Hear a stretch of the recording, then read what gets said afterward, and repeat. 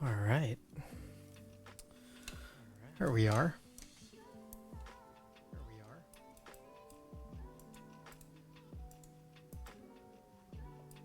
Just getting all set up, readied up.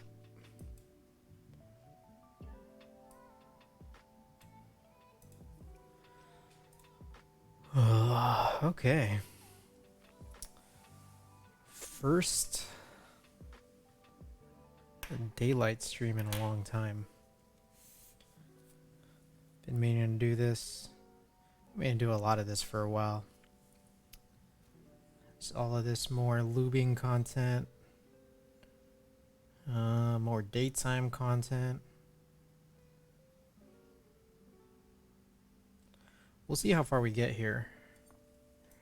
I have another 4-ish rows here to lube. And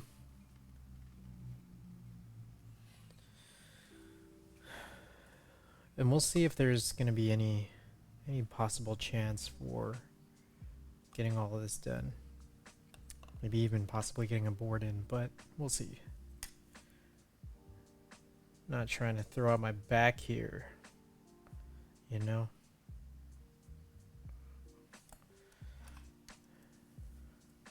Alrighty, let's get at it.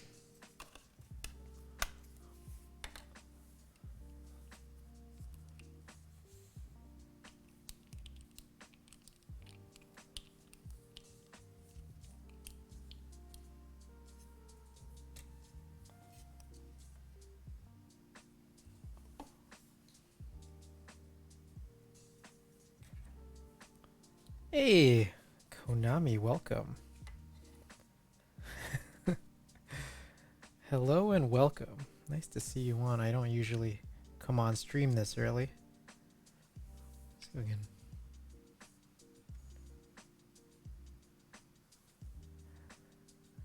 You're live and I legit was expecting Splatoon. We try to reserve Splatoon for Tuesdays.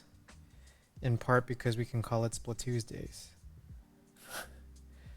Might change a little bit soon because I think we're all going to be a little busy on Tuesdays, but we'll be on with Splatoon tomorrow around this time. I hope you've been well.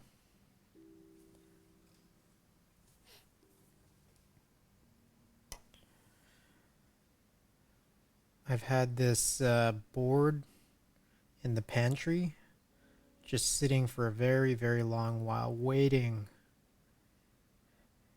patiently to be built. And I've been trying to figure out, just among all my unbuilt boards, all my on the way boards, any perspective board that I'm trying to get, trying to figure out what switches I want to go and what. So we're going to go with these.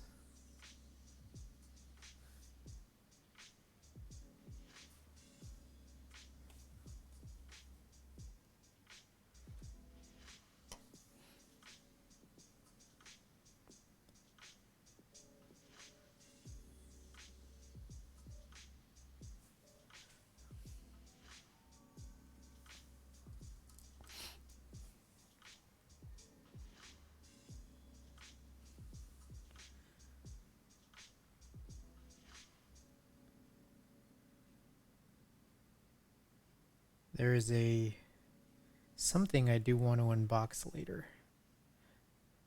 Not bag lubing springs is a refreshing change. I don't know, there's something off-putting to me about bag lubing springs. I think it's the fact that you're blowing in human air. And that's kind of spreading along all the springs. I think maybe that's why I'm so deterred by it. Don't tell anyone I said that. They come and beat me up.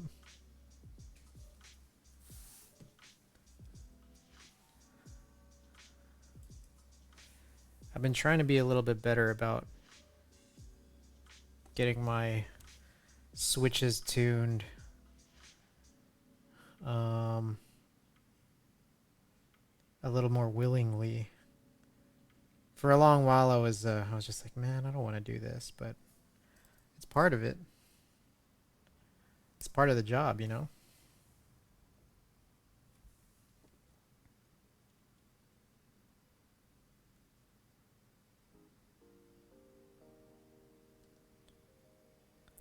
So what I like to do, I worry that they wouldn't be evenly coated.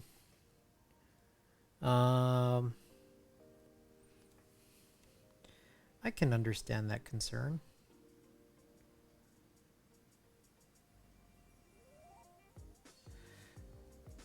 I think that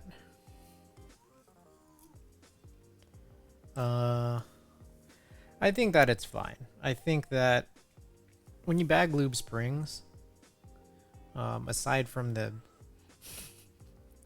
my personal opinion on the ickiness of it, I think there's also the reality that like you'll have to figure out how to carefully detach all the springs from each other. Which, I mean, if you're using tools to do that, you gotta be careful. And if you're using your fingers to do that, then I mean, you're kind of messing with the code anyways.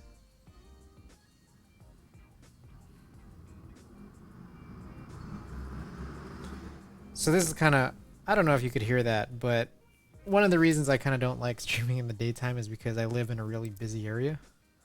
And in the daytime, there's a lot more crazier sounds that just kind of happen outside. Maybe I just got my creams to do the same. Oh, right on. Welcome to the stream. Welcome, welcome. And welcome back. I'm not gonna lie, I'm doing this just because, and I think that it's an important admission to make, that sometimes people will do things simply because other people have talked about it. Now, I think there is some merit into this particular mod, which is that Kailh having like sort of this long pole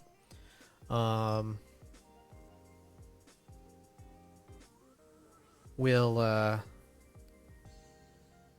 hit the bottom housings of certain other types of non-Kailh housings. And so you kind of get that. I mean, I don't know what people call it, and people have lots of ridiculous names in the hobby. But you get a different kind of sound and feel profile, and I just wanted to be able to try it.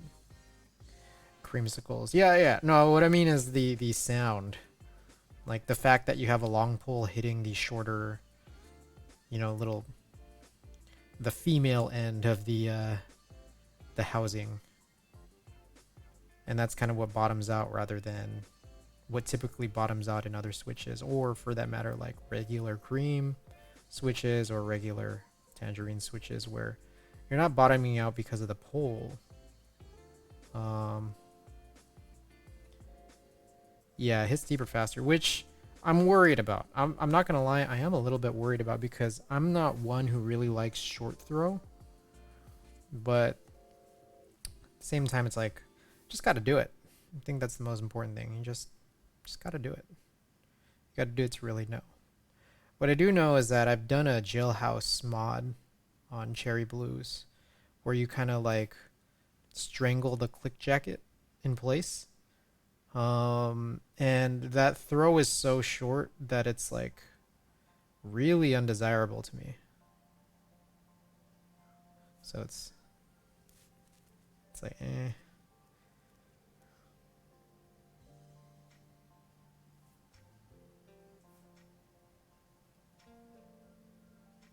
So here's what I typically do is, more recently I've been putting lube on the springs on just the ends rather than in all of the middle parts.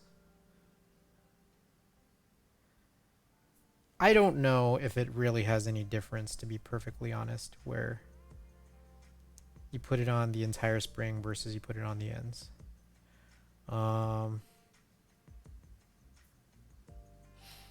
we are doing it. And so what I do is I can literally use just my finger because I have my fingers because I have more dexterity with them than if I was using some tweezers or something. I just hold one end and then I lube on the other. Then I drop it in downwards, the lube side downwards, and then once I do like a whole roll, a whole row, I come around and then do these tops again.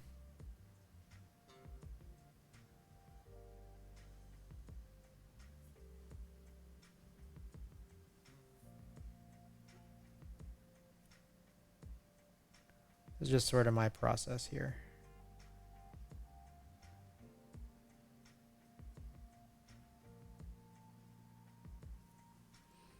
I was getting a little bit of this in last night.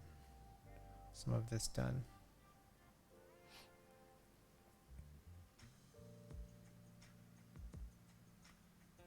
We do have some a bit crazy to unbox a little bit later. And we'll see how I sort of feel in terms of where I want to stop in and do that. As well as, you know, kind of who's in here, because I know that I've teased it a little bit. I've teased what the unboxing is a little bit, and there's someone in specific who kind of wanted to come in and see it.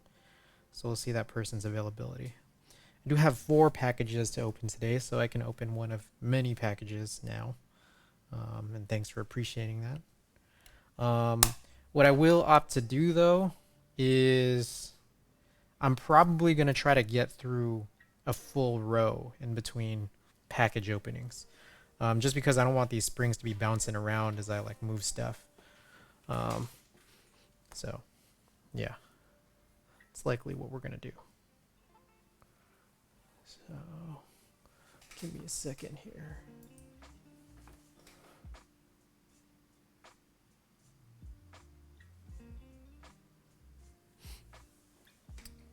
Alrighty. So we'll open up that package after this row, which I'm doing some of this work last night. Sometimes a row takes me a little bit to do, but if I kind of remain focused, then it ain't so bad.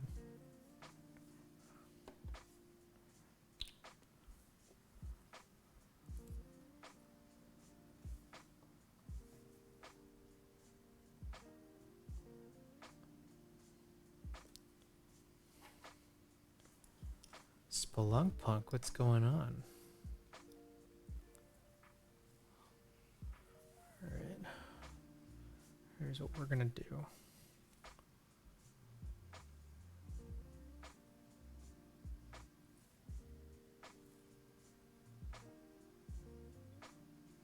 The white or the cream color.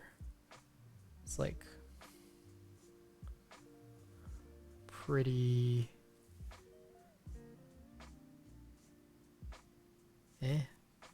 Look at this. Look at the fraying of this brush. It's terrible.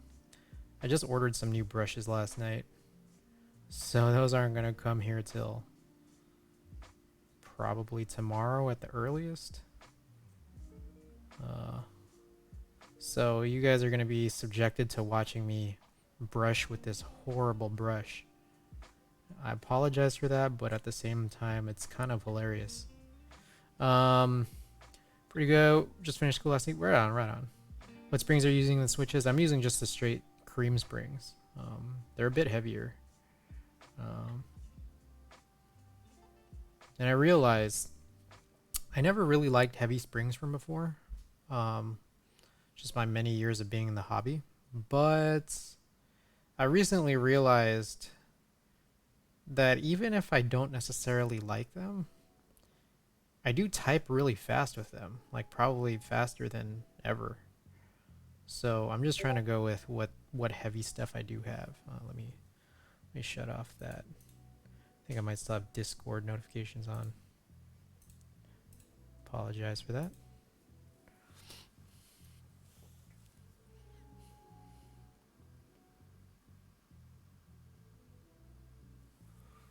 So what we're gonna do.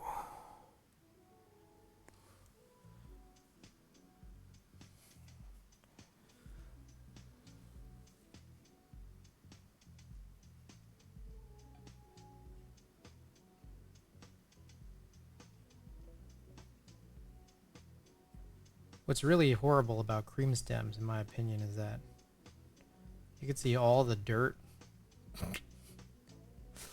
all the dirt of all the little dust coming off from the air and from the brush itself.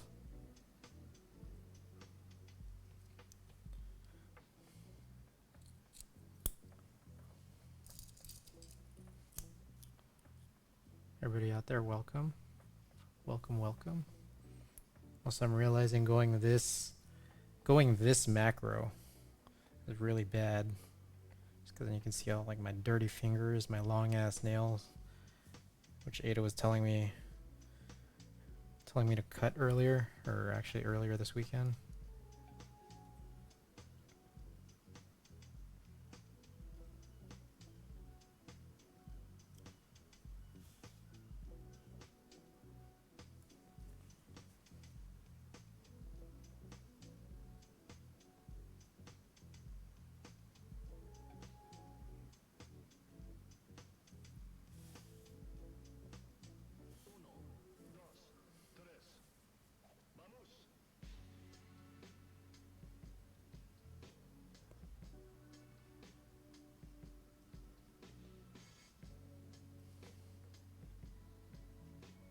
By the way, everybody, do got 4 packages to unbox today, one of which was already redeemed by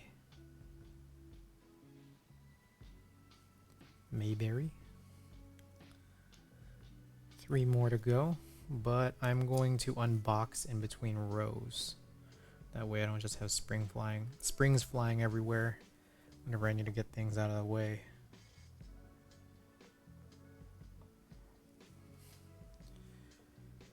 Got this frayed ass brush. I literally just went on Amazon last night and bought like a 30 pack of 00 brushes. This is a single 0 brush here. I'm telling you, it's bad. It's bad.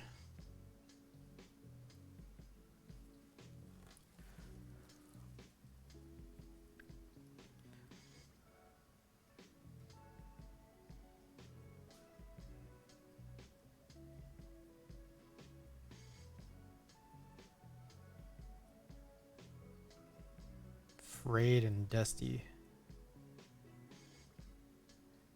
Do you prefer flat brushes or pointed? I've actually never tried using a flat brush for looping switches. I say whatever gets the job done.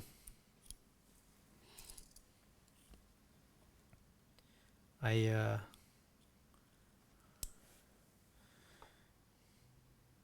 don't know, I'm not gonna lie. Like, when it comes to lubing, I mean, I try my best to keep things, you know, relatively consistent to the extent that I care. I say that because it's like, I'm typically not trying to be mega precise, just because, to be perfectly honest, in aggregate, like, the switches are all going to feel relatively consistent regardless. And they're all going to feel, like, I guess, a little bit smoother and sound a little bit quieter than stock. So I'm just kind of doing whatever. Trying to hit all the points that I think are going to be sort of hit just because of friction. And whatever gets the job done, really. So it's like, I mean, if you can recommend flat brushes as doing this, you know, a little bit better or faster, I'll do it. Oh, Scotterpop, welcome, by the way. Your two names both start with S, so I thought it was Spelunk Punk. I mentioned that, but welcome to the stream. Always great to have everybody.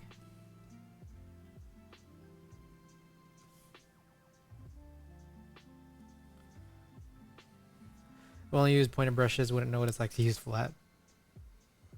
I guess we gotta try it.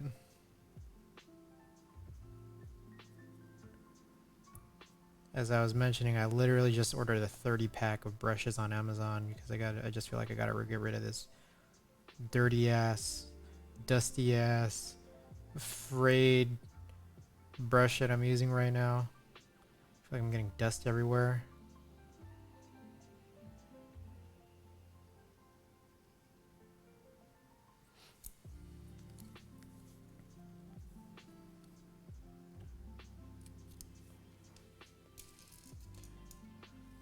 I like the brushes that you're using right now. Easy pencil-like grip. Oof, and then the dust gets in the lube. Yep.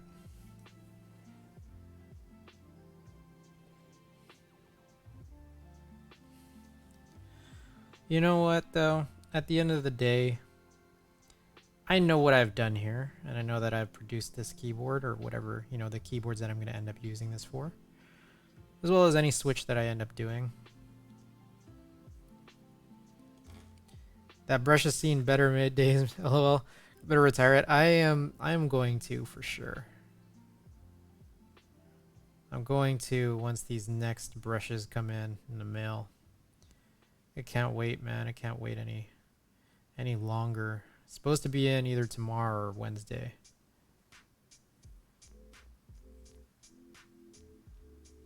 Let me refocus. There we go. You can see there's like these giant ass pieces of dust that I'm just like I'm moving around. I'm just trying to get out of the way. 30 pack sounds nice and handy. Yeah, I mean just throw them away whenever you don't need them anymore.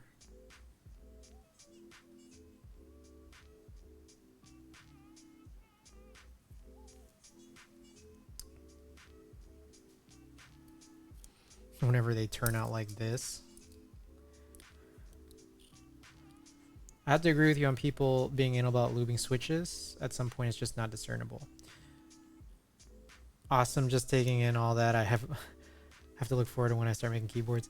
I think that while I feel that way, I also don't trust what other people do. Because I don't know what they're doing, you know? So part of me just feels like while I don't care about how my switches turn out when I do them, I just don't trust other people.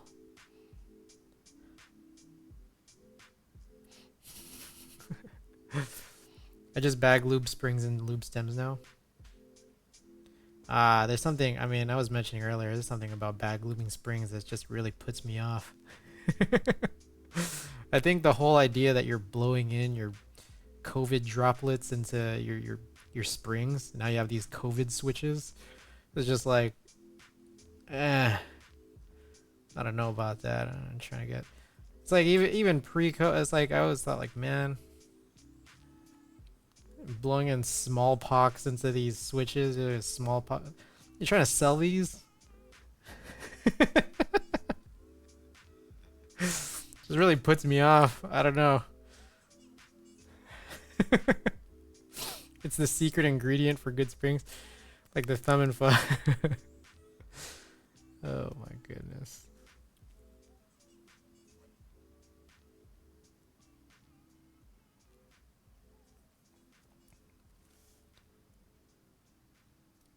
Spelunk Punk, thank you for redeeming that. Open a package. I will open up 2 packages in between. In between rows. The 4th package will be the ultimate package that I won't open until I find out if the person who really wanted to see it is in here.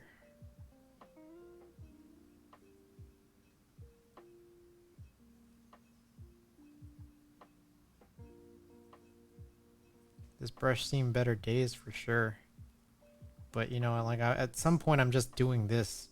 Like I'm just kind of stabbing at it, just mindlessly.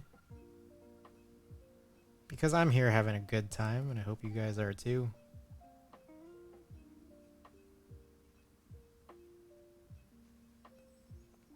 Very curious about this grail. Yes, yes.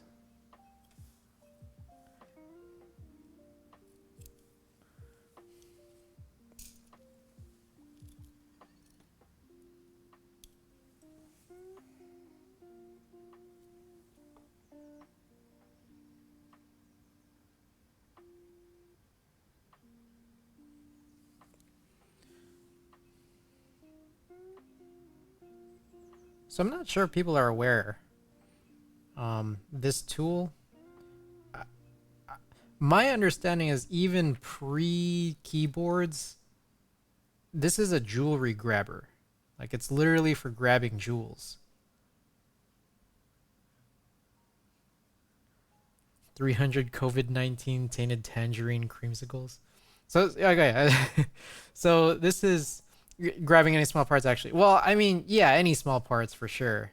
But like, I always knew it as like, you buy it because like it's really hard to grab your own like earlobe jewelry. Like if you have your earlobes pierced, so you're like just trying to grab something from the back. And I realized like there's a lot of vendors who describe this as a stem holder, and I'm like, that's funny.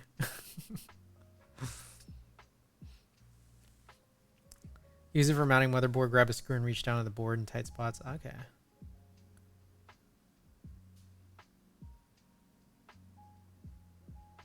I mean, I'd always seen it, you know, before people repurposed this for, you know, the purpose of keyboards. Like, I would always see this on Amazon called a jewelry grabber.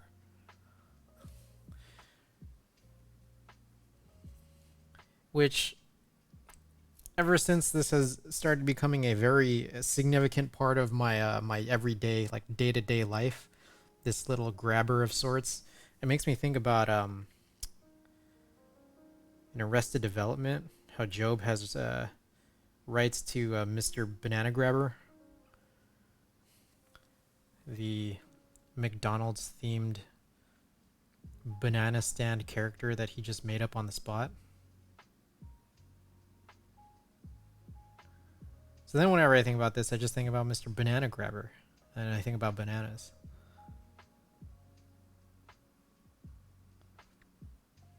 And I think about how bananas are very okay. What will you do with the cream housings and tangerine stems? I will probably combine them and then use them in something. I don't know. Come to think of it.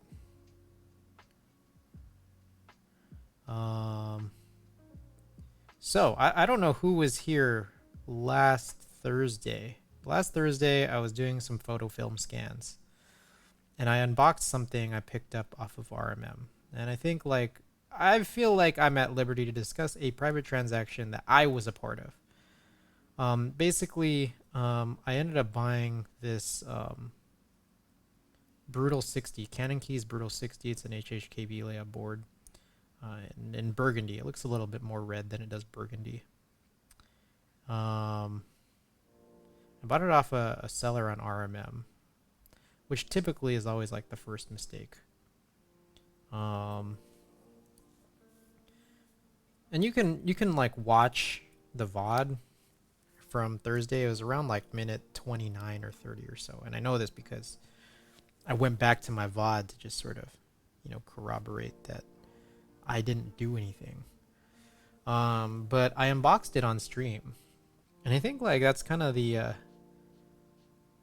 sort of curse of unboxing things on stream, especially from anywhere really, is that you might end up with something that's like damaged.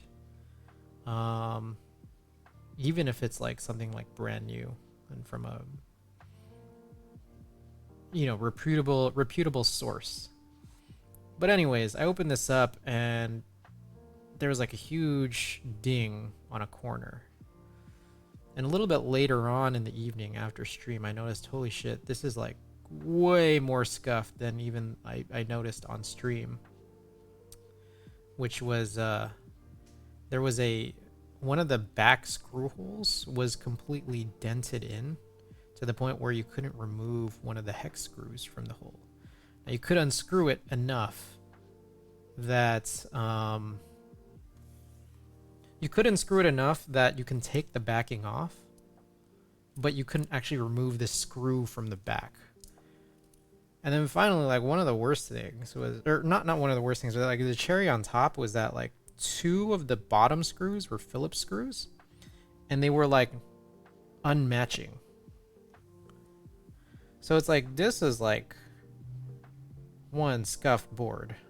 And so I called out the seller on it. I said like, hey man, like, Alex, that sounds pretty fucking brutal. Oh no, I remember being there. Yeah. So I called out the seller on it and I said like, hey man, like, I'm not gonna lie, like, it seems like you sold this in pretty bad faith. And I just showed him all this stuff, like all the pictures and everything, and like, I mean, I'm lucky to have this macro lens right here. And I was just kind of doing all that. I was just like crafting up this response at like 5 a.m. Just trying to get this message out. And to my surprise, the seller said, hey, I've just refunded you all the money. You don't need to send it back. And that was interesting. Yeah.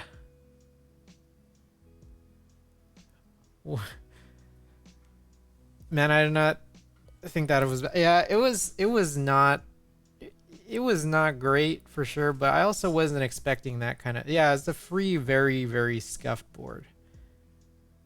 Yeah, and I mean, he was just like, he claimed that, you know, it had to have been through shipping. He claimed that he had no idea and that he was mortified when he got my message. Those are his words. So, look, I don't know, but he basically said like, I don't think there's any reason for you to send it back to me because it's like, I don't think that this can be fixed. And I'm like, well, dude, I'm telling you all these details and I want to tell you all in good faith that like this thing is like still buildable. So, and thus it like still has value. Granted, in my opinion, not a whole lot, but it still has value. So, I mean, like, I can ship it back if, you know, if you want it back, but he just said, nah, you could just keep it. So, yeah, it was strange. Rough Jeff, welcome back to the stream. It's always cool to have you, Rough Jeff, whenever I'm doing keyboard stuff, because I know that, like, this, you know, makers and crafting might not be for everybody, but I appreciate whenever anybody's able to, like, drop by, for sure. Yeah, they didn't even want to debate it. It's, I was talking to some folks who were saying like, oh yeah, you gotta like ring in the RMM mods, like just bring them in advance and just let them know, because you know you don't want to get yourself in like a weird position, a weird argument with some fool. So I did, but the guy just relented real quick. It's a W, just a lowercase w. Alrighty. Okay. So we're gonna cap all of these guys on this row.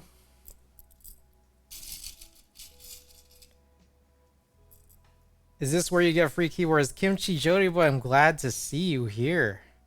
I don't know how long you're gonna be on here, so we might push up this this grail up sooner. Are these what are known as creamsicles? Yeah. Alright. Let me make an admission here. There's a lot of things to say here. First of all, Kimchi, I know that you might be a busy guy. I recognize that, and I know that you were the guy that I wanted to wait for to unbox one of my many packages I have to unbox today. So I'm gonna finish up closing up all these switches. I just finished off this row. I got 3 more rows. Part-time fun, welcome. Nice to have you here. Part-time fun, if any of you guys don't know, fella doing some photo film streams. A rare find on Twitch. Anytime I could find anyone doing anything with film, it's like such a great delight, because I do it myself. I typically try to do every other Thursday I do keyboard streams, and then the other Thursdays I try to do photo film streams. So if anybody's into film photography in general, check out Part-Time Fun. Shouts out Part-Time Fun. Where are the freebies at? So anyways, all hex, going back to that comment, these are what are known as creamskulls, yes. But I also will say this. I think that the sort of colloquial nomenclature in the keyboard hobby is pretty atrocious. Which is why to this point I've not or hardly said the name creamsicles this entire time. I just find it like I don't even like the fact that, like, I don't know, the switches are called tangerines in the first place. I think that for what the keyboard hobby has to offer is fantastic. I don't like how things are named sometimes. Thank you, Christine says hello, by the way. Hello. All right. Mayberry, I just got my light panel all set up to finally scan my DSLR. Hey, I'm gonna watch that content once you get that up. I'll be there. What is your favorite food where the main ingredient is cabbage? Coleslaw Jody soy. I'm not gonna lie, I'm not a big cabbage guy. I'm not a big kimchi guy personally. I'm not like, I just feel like cabbage is a inferior lettuce. I will scream, I'm gonna eat you, bitch. Mayberry sold the V600. Hey. All hex is, oh dude, it's hella not worth keeping up with the Franken Switch names. You're free now, so much better. Oh my god. Hey, the whole DSLR scanning is just so fun. It's so good. Spelunpunk, so much food and animal names. All hex took a break for 2 months, came back, and there were like 10 new things. Let me find them. Okay. All right, guys. I'm gonna shift all this stuff out because I think it's about time we open up. We got Coleslaw Jody Soy. Thank you for the follow. We got 4 packages and 2 of them have been redeemed. But I think, honestly, off the bat, I'll do the 2 things here that sort of all the keyboard folks are for. So if anybody knows anybody who's into keyboards, and wants to just see some interesting stuff, telling them to tune in. I got some bobas and slapped a kiwi bottom and I love it, but what the fuck do I call it? Alright. I got shipping labels on everything, so the actual packaging I'm not going to show on stream. All right, first one. This is not the Grail, but this is pointing to be at something cool as shit. Once I can figure out how to open it. Good lord.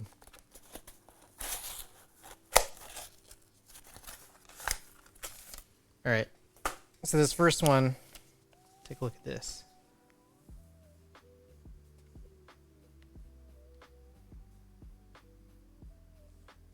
You guys like that? Look at that. Would you look at that? Let's just open it up.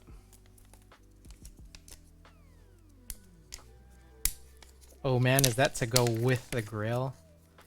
I don't know. Maybe. Oh yee, dude, I traded mine for some ramen knife artisans. Where did the knife ones come from? Like, what set was that a part of?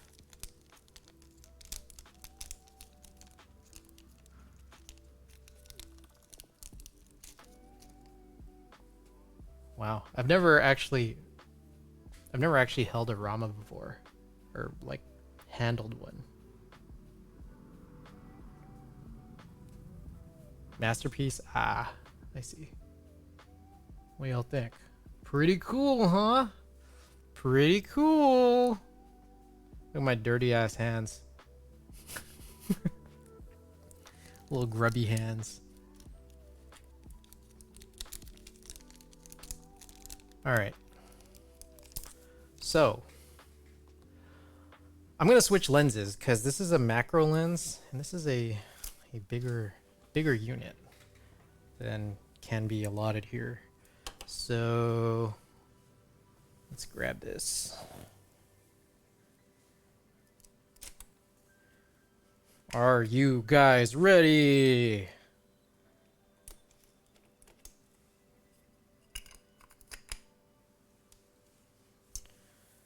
Are you guys ready?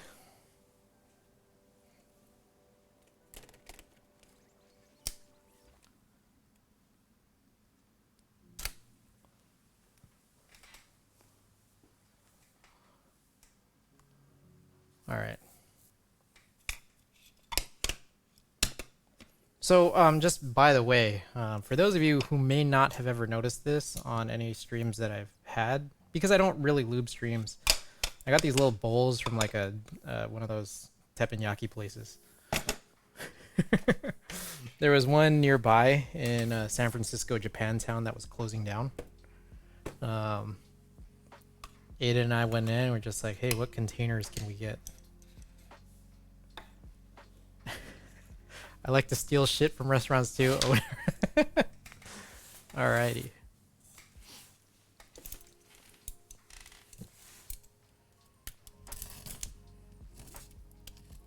So, some of you guys may know that I do have a Dream keyboard. This is not that keyboard. But let's go with it's very, very close.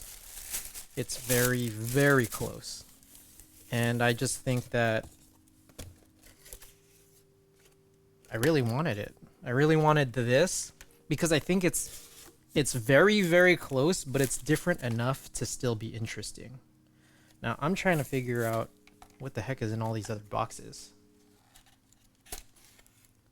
Aha, pretty cool. What the hell is in this box?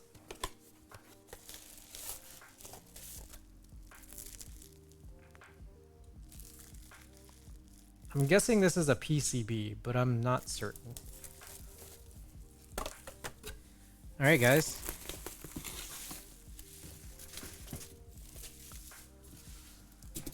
We got it.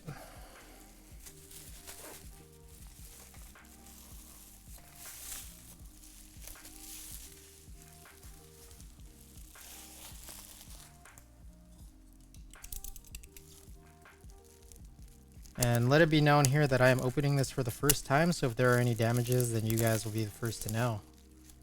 Well, I mean, I'll also be the first to know, because you guys probably have a little bit of a delay. And here I thought it was a tank. Hey, you guys know me, man. You guys know all about me. Oh, there's a hair in here. I hope that's a beard hair. I hope that's my beard hair. And I hope that's not anyone's other hair. My goodness, you guys ever have just like crazy challenges trying to... You guys ever have crazy challenges trying to like undo these like giant bubble wrapping like unit wraps that just have tape all over them? Like, it's crazy, right? Like, I'm not crazy in thinking that like sometimes it's just like I get it, but sometimes it's just like really hard. It ain't bubble wrap. If the bubble wrap ain't hard to open, I don't want it. Means it's more secure. Yeah, but it's just... Damn, it's just so hard. That was just too much. Too much, man. Wow, fuck this guy. Thank you so much for caring. But also, fuck this guy for making it take like An hour to open. Boo-hoo, CG crying about opening his... Hey, Partway Grail. It's in the title, isn't it? Partway Grail.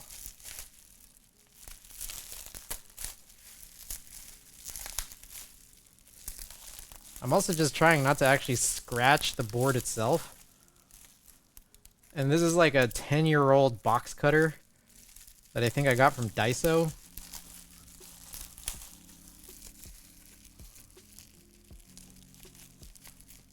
My goodness. It's like completely not even sharp anymore. It's just, it's pretty much a dull rock.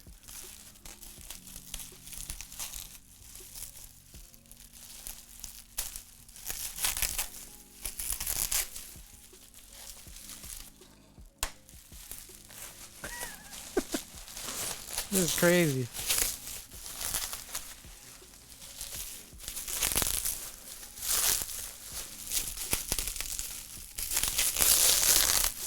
This is crazy.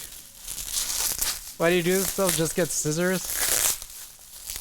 That's true. There is a pair of scissors right next to me.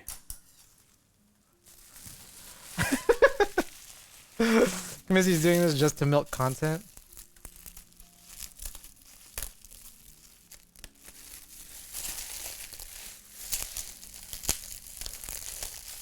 Hope that streamer dude takes care of the gold lace bubble wrap. Can you imagine? What if this bubble wrap was like... I don't know. What if Jesus touched it? It's a Jesus bubble wrap. He saran wrapped it. Wow. Saran wrap too and everything. It smells like when I got tattooed. It's like the sweet smell of bubble wrap. Or saran wrap.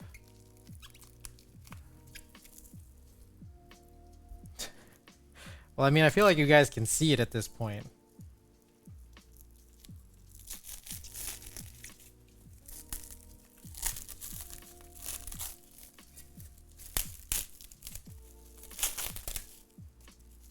Like,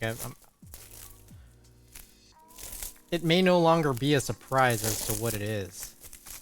Oh, not an HHKB though. Oh. Oh, an interesting thing you say there. You can send it to me.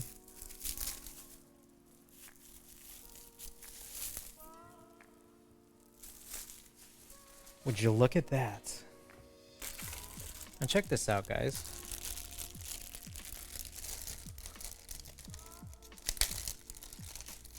We got right here a Kailh Happy standard.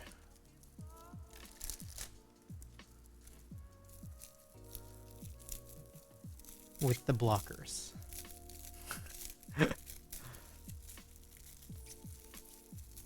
With the blockers.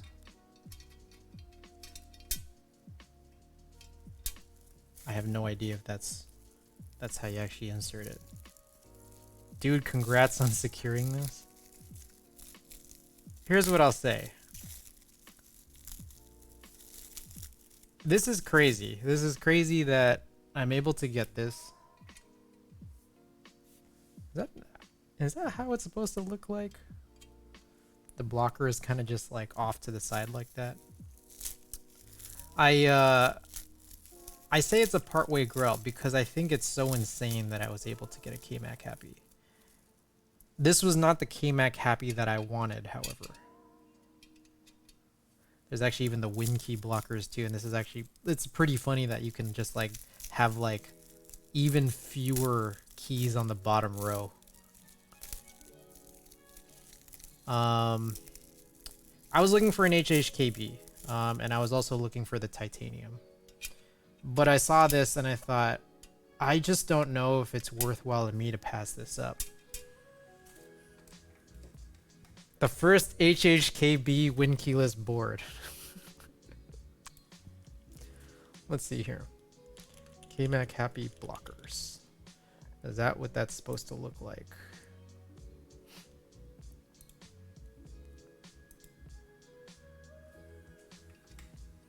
I mean, I guess the answer is yes. I guess that's what it's supposed to look like. The thing is, I'm guessing this doesn't look so like as jarring for the red units because like, you know, you have a red unit and a red plate and it like all makes sense. There's very few photos I can actually see of like, I guess silver, or I don't even see any titanium standards with the blockers. So I'm guessing it's just supposed to look like that.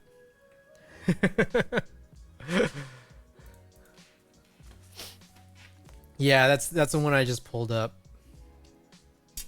So it's interesting. Interesting to say the least. But yeah, color me thrilled, man. Here it is. We finally got it. I've been looking for this board.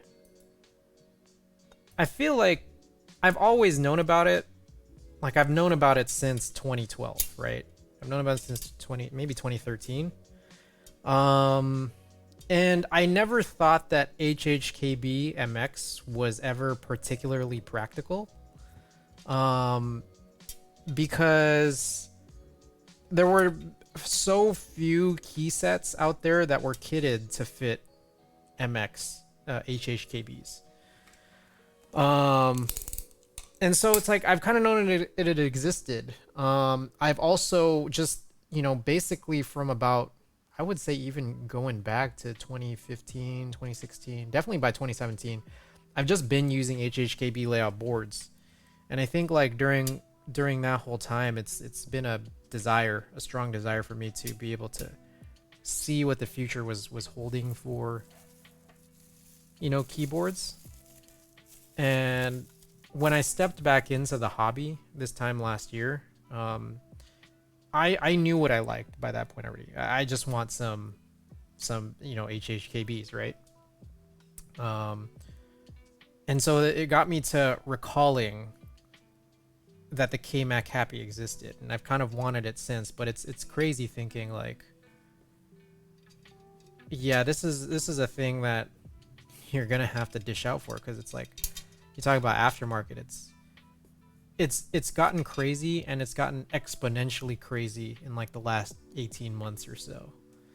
But it's like, you see the opportunity. I just felt like I had to secure it, you know, just had to.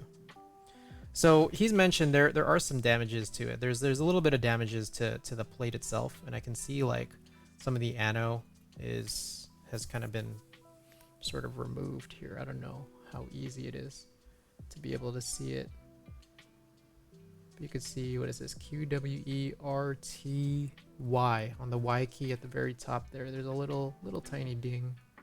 But it's to be anticipated, to be perfectly honest. Now here's a board. Let me also say this. Here's a KMac Happy, right? Here's a board where it's so damn old that I was anticipating that like any of these that are out there in the wild would be as scuffed as the Brutal that I got, and I'd be perfectly fine with it. Now I'm looking at this, and like the actual case itself seems almost flawless. I think there's probably just like bits and pieces that, you know, like kind of where the edges meet, where you can see like, oh, it's like it's not perfect, but this is pretty damn good for a board that's like kind of just been out there, you know, in different hands for many years.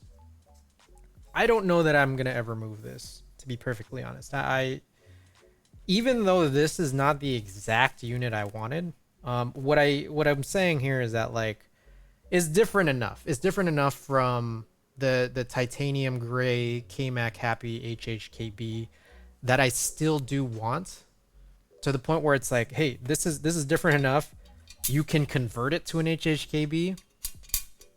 I think I may very well keep this and then still continue to hunt for what I think is my grail still. So yeah, I guess like stay tuned for all that. I think like I can rest a little bit easier now though, where it's just that like I see a reality where there's there's probably so few, maybe even no people out there who like there probably is close to no one, if not no one, who would actually move a titanium gray HHKB KMAC Happy.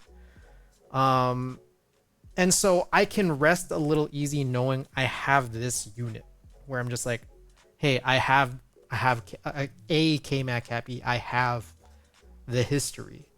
Like I think that a big part of this is I don't it's to this point where like I don't really covet things like these like OTD 356 minis and just like stuff like that, because these things are not HHKBs. Like the KMAC Happy is you know, even though this is not an HHKB, this is very close, right?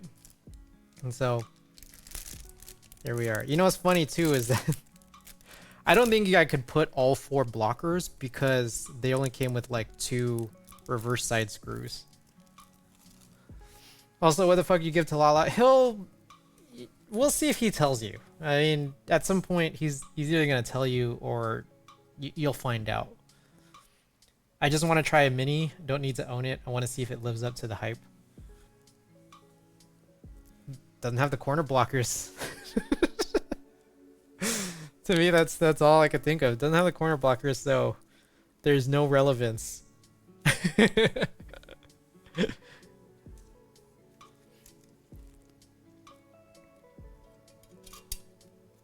guess I could just buy some extra screws. But this again is pretty interesting. I was always under the impression that these blockers were long enough to go to the edge. Granted, I think that the fact that there's no switches, no caps on this at all is just making this look a little funnier than how it actually will once it's like a complete build. So we'll just have to see.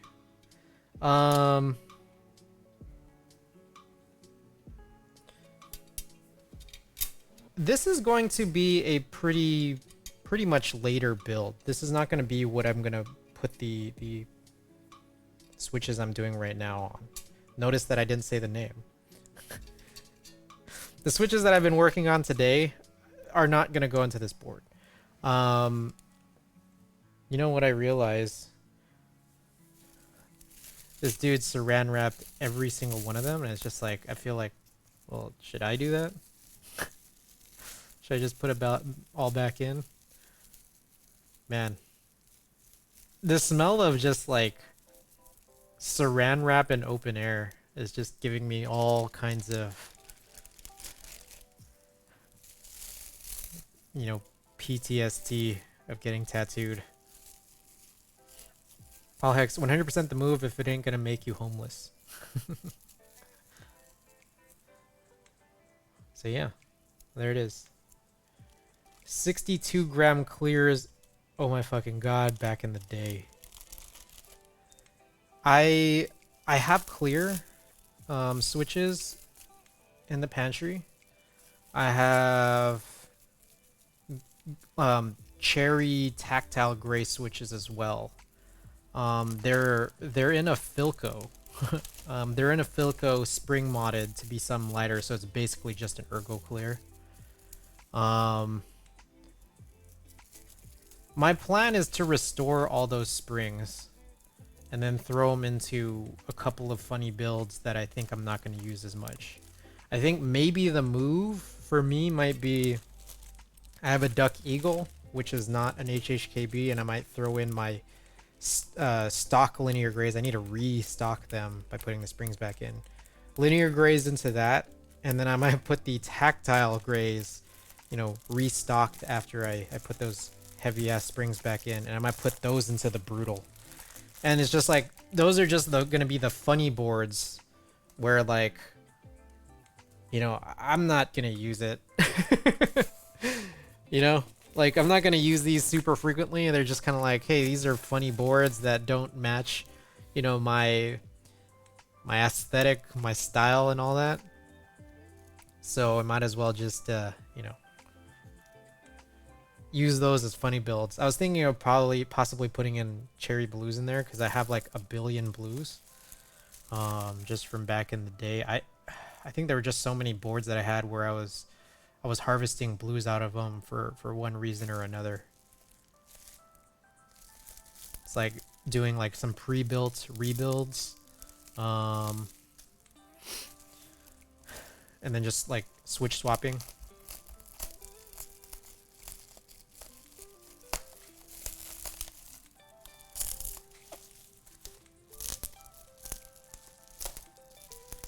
It's crazy, man. I wish there are times where I feel like, damn, I was sleeping, and definitely for sure the K-Mac happy. It's like, it's almost like if I was even just like back into the hobby by like 2019, I could have paid half of what I paid today for the one I wanted.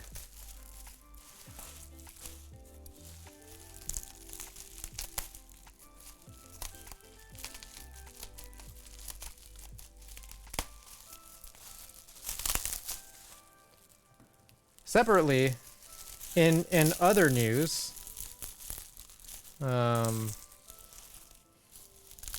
so I've been trying to figure out keyboard storage. And granted, again, you guys all know me. Most of my keyboards now and moving forward are and will be HHKBs. So I don't need storage that's particularly large. So earlier this afternoon, I was just like spending a couple hours looking for 60% sized storage. I think what a lot of people will do is, you know, drop the $30 on like the keyboard bags and then, you know, use those for 60s. So here's for anybody interested, here's the K-Mac PCB. So I was just looking for storage, and I think what people will do is grab those TX bags. Sexy red, yep. But that's a pretty pricey solution, like $30 per bag, and a guy like me with, you know, prospectively gonna have, you know, in the dozens of HHKB boards, it's like, that's a lot on storage. I was looking up Uline. Uline does not have boxes that are sizes that I desire. There's just like one way or another, like that is a hair. One way or another, this is about 12 inches. This right here is going to be anywhere from about 4.5 to 5 inches. And keyboard heights are typically, I want to say, they're going to be under 3 inches tall. There's no such clamshell box that seems to exist on the internet that like will very, very optimally fit, you know, these size keyboards. And again, there's variances, right? I mean, like here we have my my gaff, which is going to be a slightly different size than this. My Polaris on the side there. I have the Brutal, which I just threw back into the pantry. They all kind of vary a little bit. So I'm like looking at different kinds of sizes of boxes, and I actually recognized a couple things.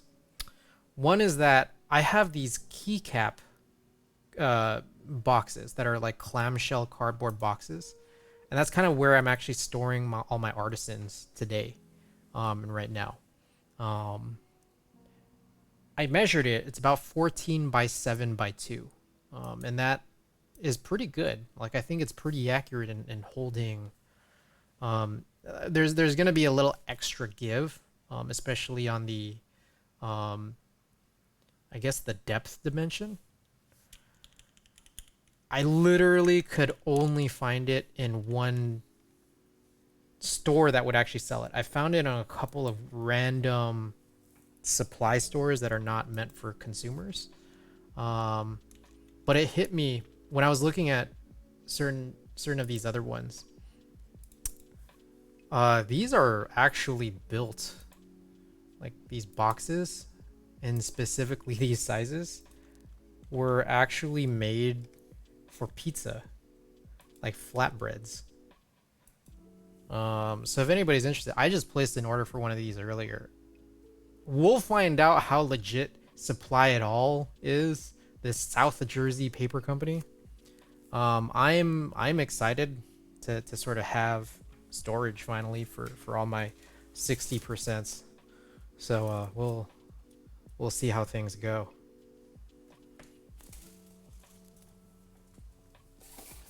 Whoa, my gosh, sorry about that. In any case, what's cool is that this guy dropped in. He put the PCB inside of this HHKB box, which is cool. And I guess like I could use this to store it for now. And you see, it's just that like here's like a perfect box, right? I think it's a little thin for being able to grab it. But it's sized really well, but these are like not like consumer ready boxes to actually buy.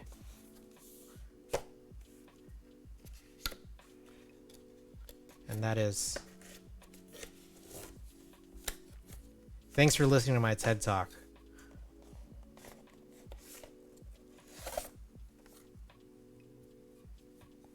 I'm gonna go grab, just because I'm a little slightly worried, I just want to keep it in relatively good condition. I'm gonna go grab one of those little foam sleeves that I actually just sleeved the Brutal with earlier. If anybody wants to see that Brutal, I'll go bring it out. Let me grab this here. Where did I put it? It's like I don't know what I've done with the Brutal.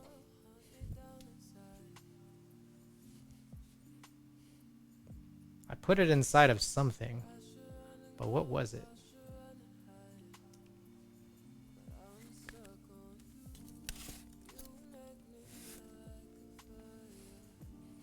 Oh, I think I literally didn't put it in a box or anything.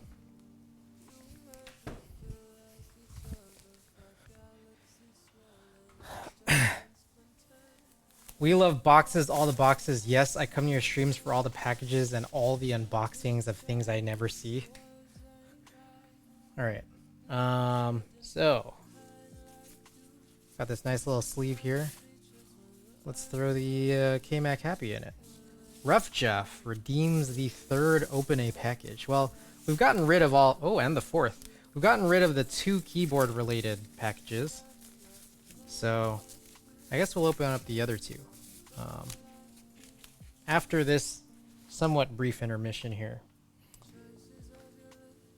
I'm going to stow this away inside of this HHKB box. So now I have this foam, and I'm happy that it's like protecting it now. I'll just drop in the PCB right up top. Pretty cool. I still don't know how you manage to keep track of every tracking for all your packages.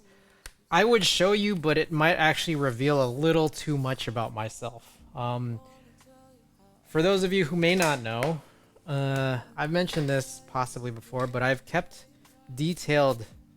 I've kept up all of the information of every single thing I've bought. Every single thing I've ever paid a cent for.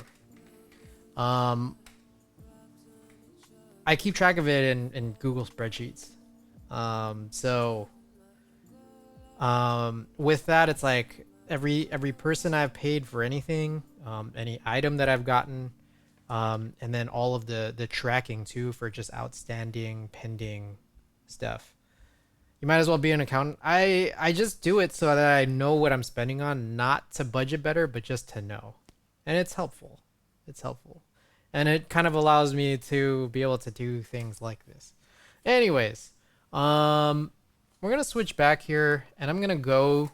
So, just so you guys were seeing here, this is the Brutal 60, which you can kind of see this little speck here, maybe. But we'll switch along to... back to this other... Actually, before we get to it, we'll open those other things. Because Rough Jeff had redeemed it. Do you do a yearly summary of like every expense? Kind of. I kind of do. I see how much I've spent, and I see how much has gone into like, you know, my quote unquote rainy day fund. So like all of the money that I didn't spend. That's goals. Yeah, that's chill. All right. Package of the third. All right. Non-keyboard related stuff. I'm trying not to show my own address on stream. It's gonna be very hard. I have a bag of receipts. Like, nah. Yeah, that's why it's like I always go into my statements. I have exactly one credit card, and it's a high enough credit limit that I can basically buy anything of, you know, the caliber of things that I want to buy. Yeah,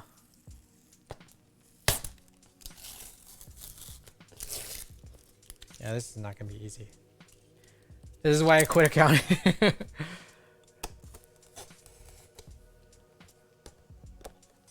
It's just like, why would people package things like this? It's just crazy to me.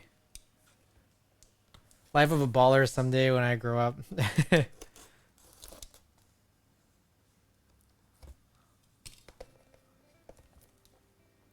like, I don't even know where the other end is. Like, what am I supposed to be cutting open?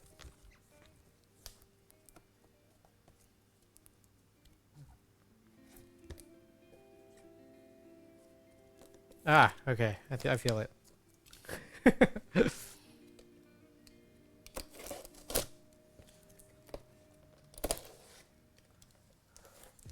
Yeah, it's, again, I wanna emphasize, it's not to save money. It's just to find out how much money I've lost. It's an important distinction. Subtle but important. Alrighty. I'm trying to be careful to not close this lid. Use that info for like next year's budget. Kind of. It's more just to really know what I've spent on and how much I have if anything goes completely wrong. Okay, so Ada, before I met Ada, she broke a laptop, and it was like a really nice laptop. Her screen was busted. So when we started dating, she was like, "Oh yeah, I have this laptop that's broken. I've been meaning to fix it." So her screen just kind of like went to shit. We have that side, like we have a replacement LED, and we've been dating for like a year. We just haven't fixed this laptop in the year that we've been dating. But we have a replacement LED panel, and then this right here is literally just like a sticker bezel, because it needs a bezel, like a sticker bezel. I have nothing more to say than that. It's just, this was a $30 sticker. You can see here.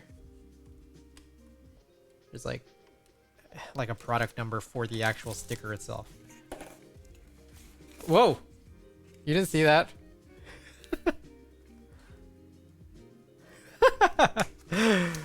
I've done it again!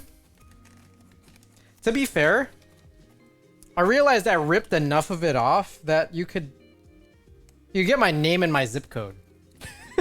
So I was trying to rip it off literally before, like right before I open it. So you'll be able to get most of my last name and my zip code if you decide to clip it.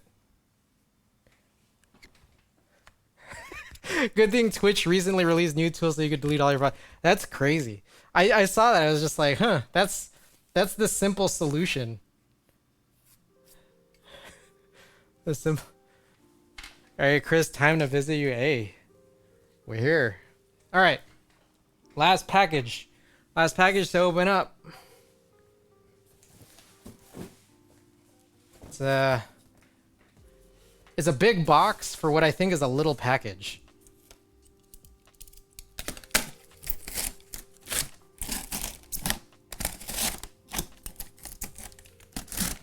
Like, I'm decently certain this is not a large package.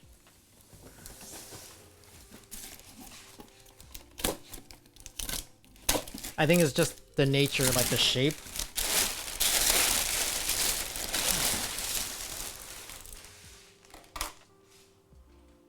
Alright, I don't even think it's worth it to like try putting this on the desk.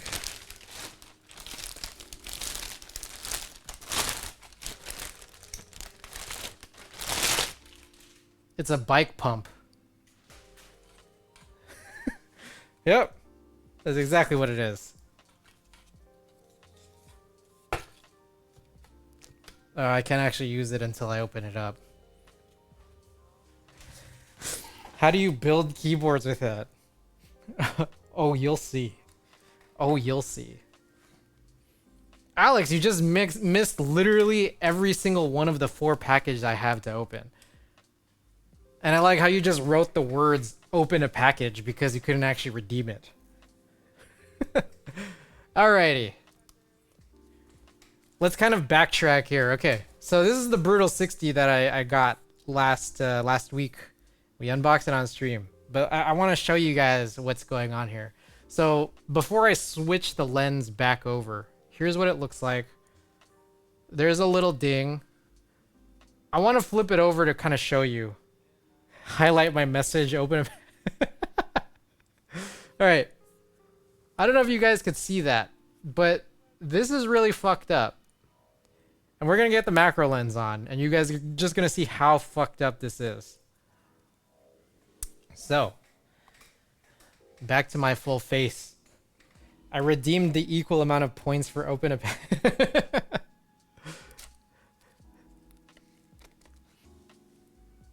Alrighty. Getting back to it, feel free to stare straight into my torso. For anyone curious, man, I should like, whenever I do this, I should show off my outfit of the day. We got here a Vince Staples FM. That tour.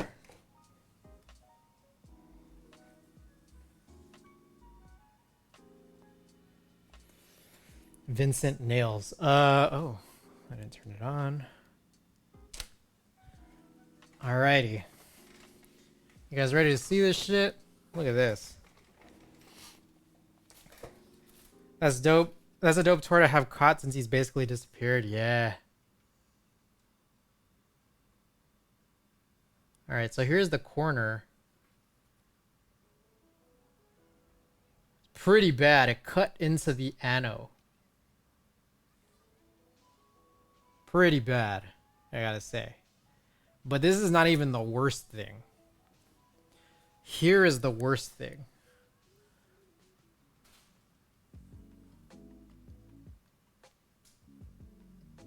Look at this. See this shit? That screw cannot be removed from this hole.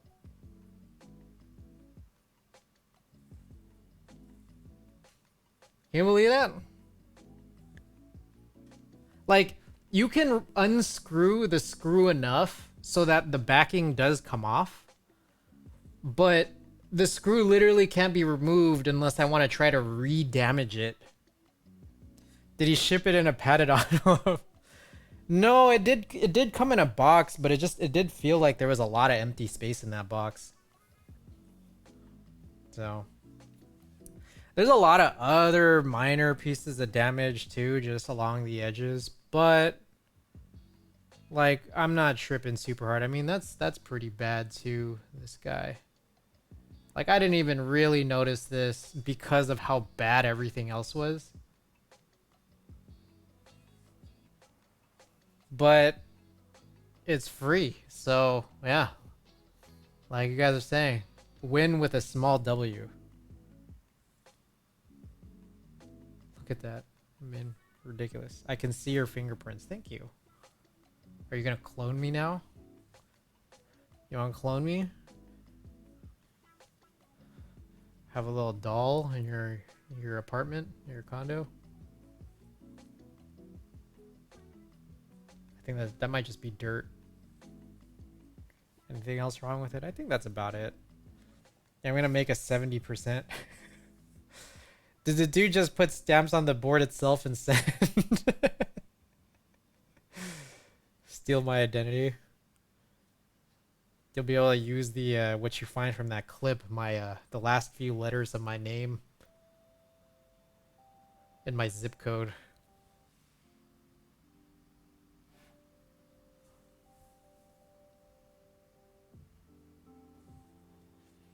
He sent it in the mouth of a giant dog.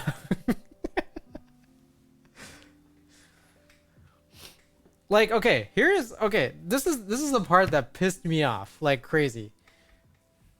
Okay, I'll just probably be able to show you. Like, with all the damages and then this thing right here. Check this out. Take a look at this Phillips screw. I think I'm hoping you guys can be able to tell. This is like a flat, like the head is flat of this Phillips screw, right? Now take a look.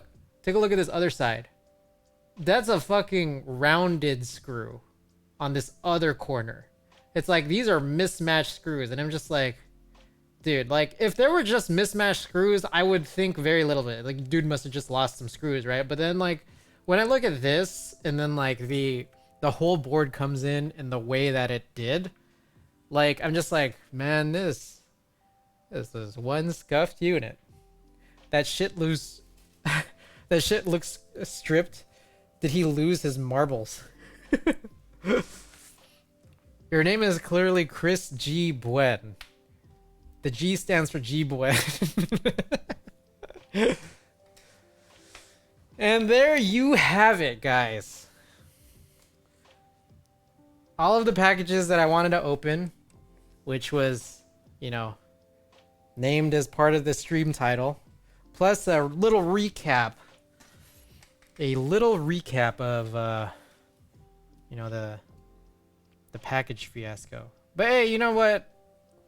He gave me a full refund and told me to keep the board, so... in all, like... in all honesty, and I told it, like, he told me to keep the board, I said, like, hey, it's still buildable. Like, so...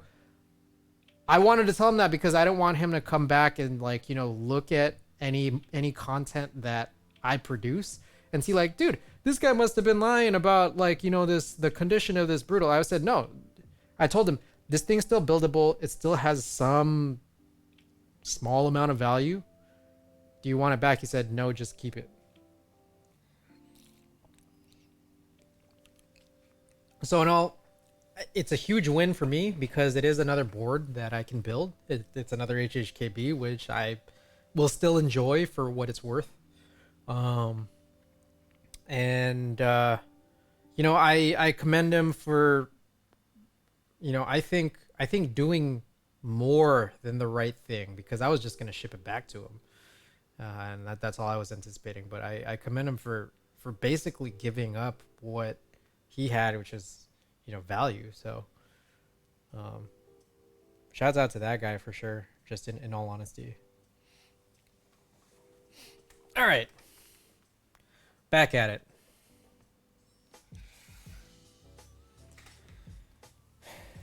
Good on him. Yep.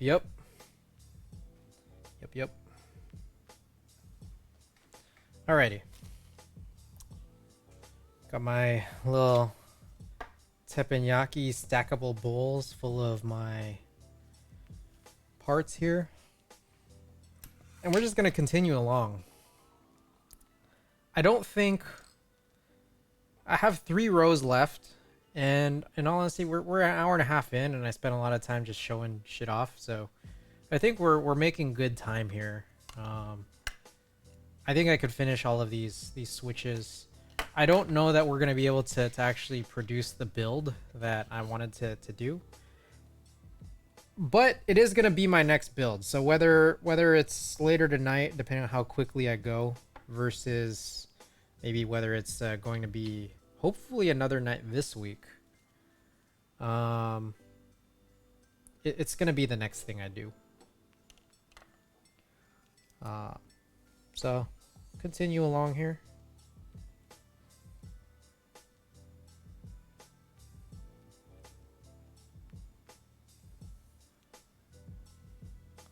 Just keep it going.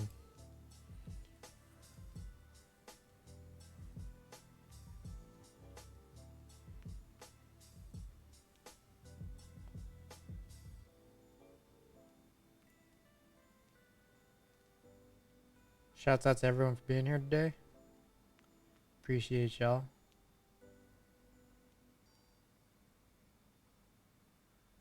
We're gonna get some better brushes pretty soon. We got a 30 pack coming in.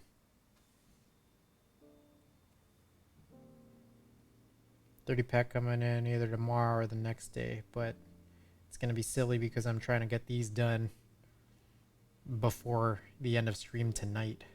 30 pack, yep. There's a 30 pack. Like if you go on Amazon, you just get these nice little 30 packs of 00 brushes for like 10 bucks. Granted, they don't have these like nice little grippy things, but I probably will prefer, you know, a nice brush that has, you know, all of the bristles, you know, in a nice, you know, new fashion. Then I do prefer the grip.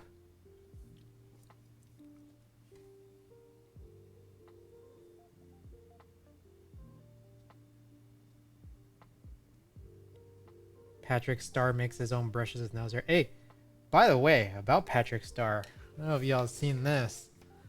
This thing is so ridiculous.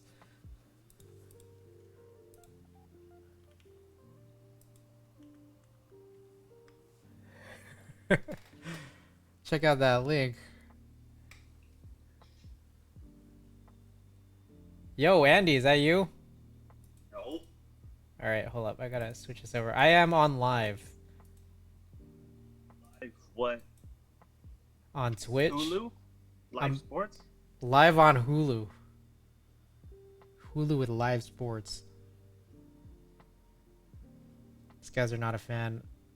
Andy, I'm showing them this, I think I showed you guys before, but it's the Patrick Star themed keyboard keycap set. Did you ever see that?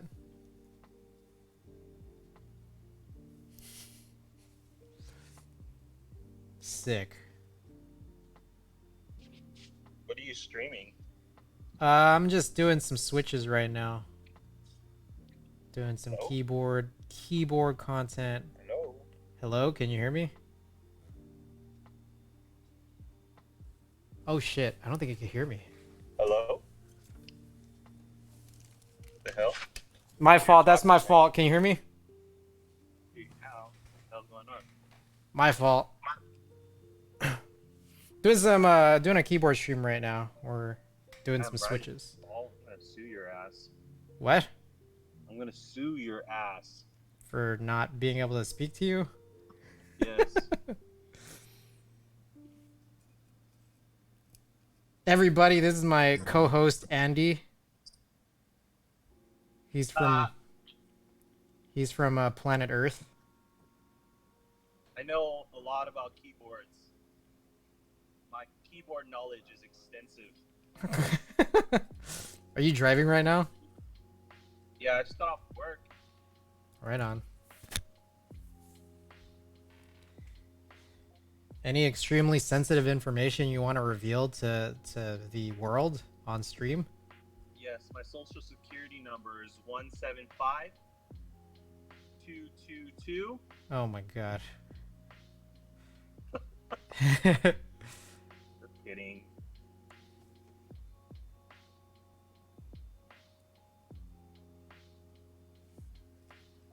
Last four? Ooh. Yeah. Rough Jeff got you, dude. What? You got me what? He said, Andy's nuts. Got him.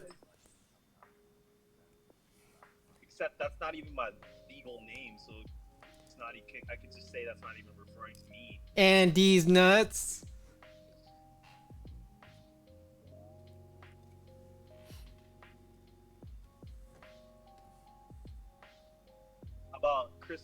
Christopher B. Remember Furbies?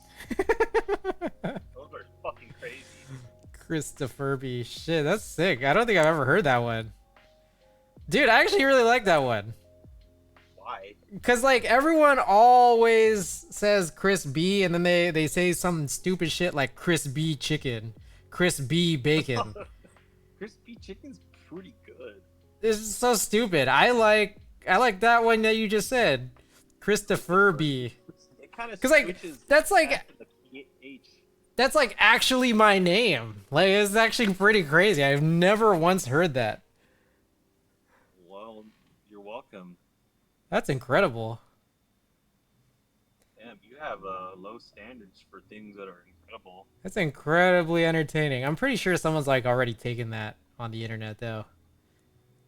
Yeah, the world's biggest Furby collector. Yeah. Who here even remembers Furbies? Like, that shit's crazy. Furbies are sick. They, like, move their eyes and mouths and shit. Man, do you remember like all those Christmases where like Furbies are like things that people were killing each other over? Damn, for real? I don't Yeah. remember that. That was wild. I remember as a kid, I always wanted the Connects. It's like the Legos, but for smarter kids. It's crazy. Ref Jeff says Christopher Real. That one's okay, but the thing is like, you know, my last initial starts with a B. So that's why I really like the Christopher B. Mayberry Mac remembers Furbies. They were all the hype is what he says. Yeah, Connects were cool. Connects were really cool. I never had those. I always wanted like the Hot Wheels set with the motorized thing where the cars could like go through the loops and stuff. Oh, those like tracks? The tracks that you set up? I never had those growing up. They were too expensive. Those are cool. I remember when people collected Beanie Babies? Yeah, that was like kind of along with the Furby phase. I feel like kind of around that time. Man, that's crazy. TY still exists, right? Those Beanie Baby fellas. Probably. They're gonna come back, dude. You gotta invest. I know, huh? You want to be there early. It's like any investment. I'm sure there's some old grandma with like an insane collection that has like every single one. Yeah.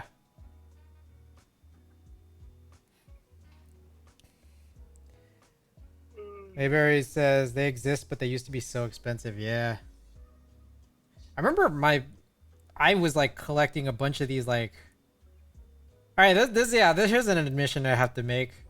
When I was like 8 years old, I was like around the Beanie Baby time. Me and my mom were like collecting all of these different like other non-Beanie Baby TY like stuffed animals. It's just like we just had like a gang of them, and I have no idea where they are now. I'm guessing they might have just donated them, especially because they've moved twice. Hey, you donated them? But I guess so. Someone came up. They're cool. They're like cats and dogs and stuff, and they were like bigger than Beanie Babies. They were like more normal sized dish.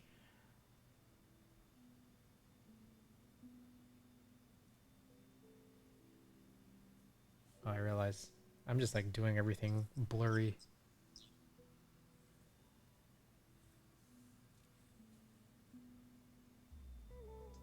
You know, remember when bean bags were really popular?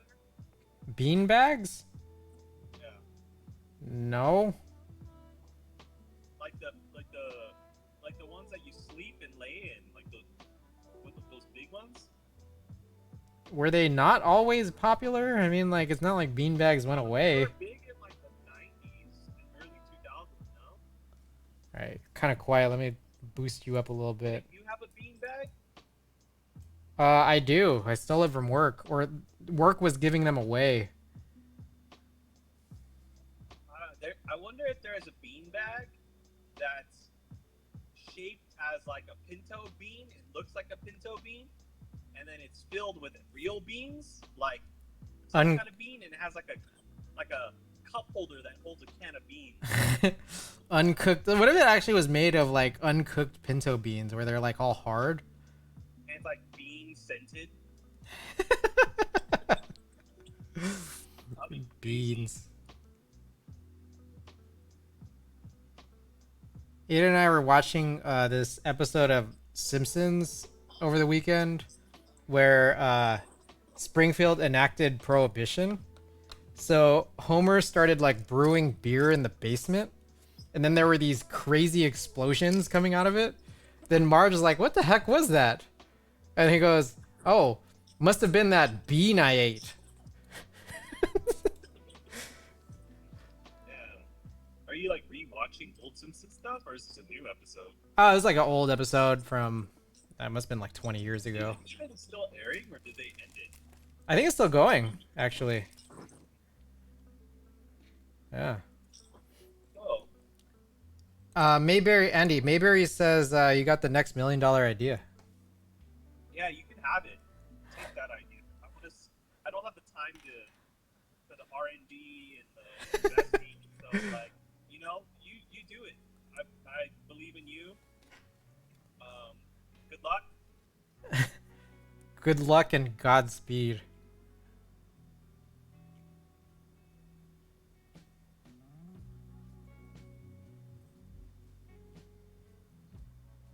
Alright, I'm realizing some of this stem dust is from the stem and not from this brush. So it ain't my fault. After all. Hey, you remember Mystical, Andy? Of course. Remember that song, It Ain't My Fault? No. Oh, it ain't my fault. It sounds vaguely familiar. I Oh. remember the Shake Your Ass song. Oh, it's so good. Maybe I make danger. Very enthusiastic rapper. Yeah. I wish more rappers were as like energetic as him. He was so crazy. I feel like his insanity is like underappreciated in the rise of like crazy modern rap.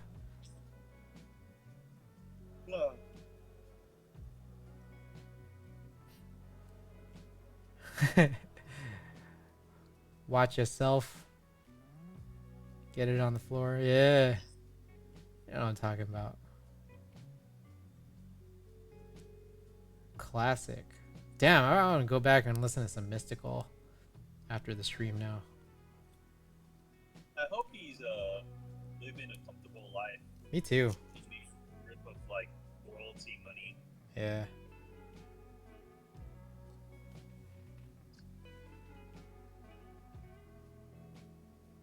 I feel like any artist, like the only ones that are like rich are the ones that own their own labels, and everyone else kind of like didn't get rich. Yeah. Like Master P is probably like hella rich. Yeah. Birdman is hella rich. Yeah, because he keeps stealing all the money from his people he's signing. Like, he's not paying out any of the artists. It's brilliant. It's a good way to get rich, is to never pay anyone for anything.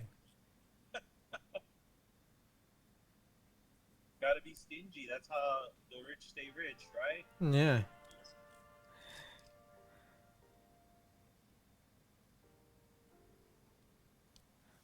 Like Chance the Rapper is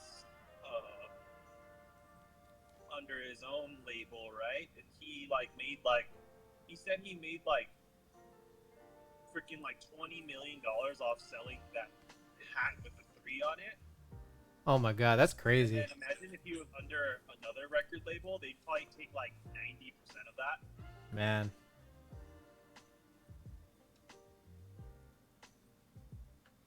That's wild. Dude, I left work like with so much work to do. I'm like kind of like I got a little anxiety brewing, bro. Like I'm stressing. That ain't good, man.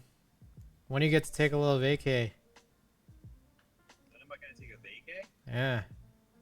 I don't know, bro. Like, where is there even to go? Yeah, sometimes you just need a little break. I'm actually taking PTO this week. It's like a really bad time to take a break, though. If anything, maybe I'll go on like a weekend trip or something. Yeah, man. You know what sucks is that like it's you still gotta take time off. Like it's important because it's like the truth is that like especially for like I feel like for small companies, it's never a good time. Yeah, I can see that. But what's great is that we have a guy that's like under me now. So if I were to like take a break or Ah, whatever, he could just take over everything. But he's still nice. fairly new, so it's like you can't really push that ball onto him at this point. Yeah. Maybe maybe after a while.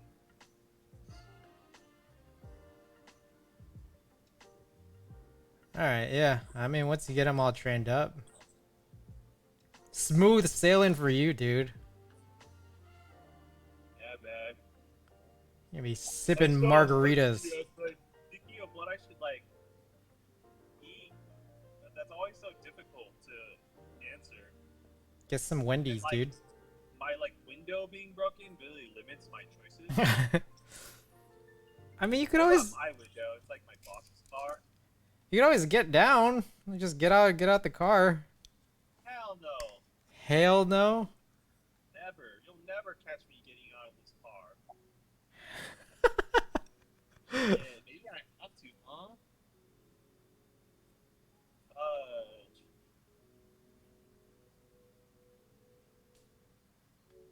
Damn, I really don't want to though. Dude, man, it's been so long since I talked to Andrew. I need to get Andrew on. I need to stream another art stream because it's like my chance to get another emote. Andrew doesn't have time for your ass. He's a busy boy.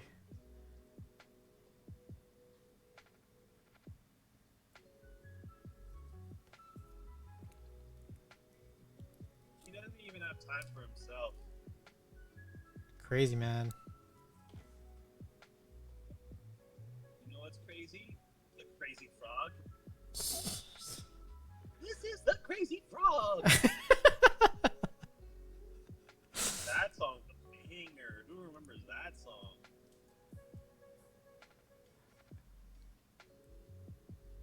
Man, classic.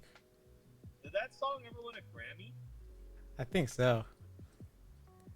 If it hasn't been, it definitely deserves one. I think Mayberry disagrees with how your assessment of it being a banger. Bro, what? That song is flawless. Melody, catchiness, production values high, lyrics are good. Oh no. Actually, Mayberry has clarified that he doesn't know it. What? It goes like this.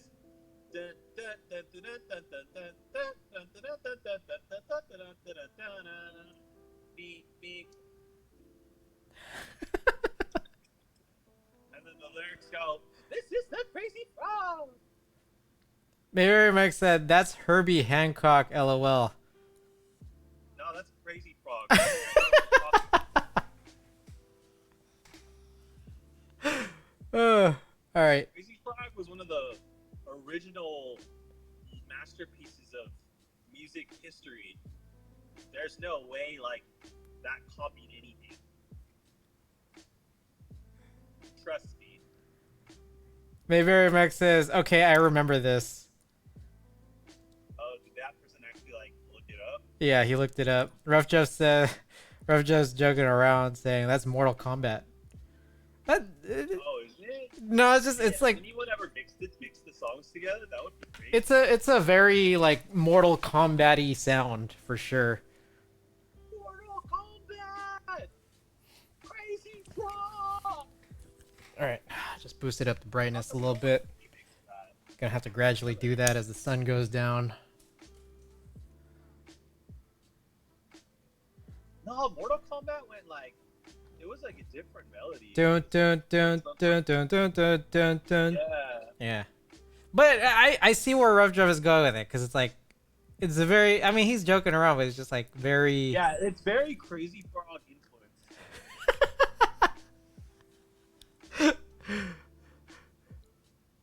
Do you guys remember the Hamster Dance song? Dude, yeah, I was just gonna ask about Hamster Dance. Like, which one you like better between Hamster Dance and Crazy Frog?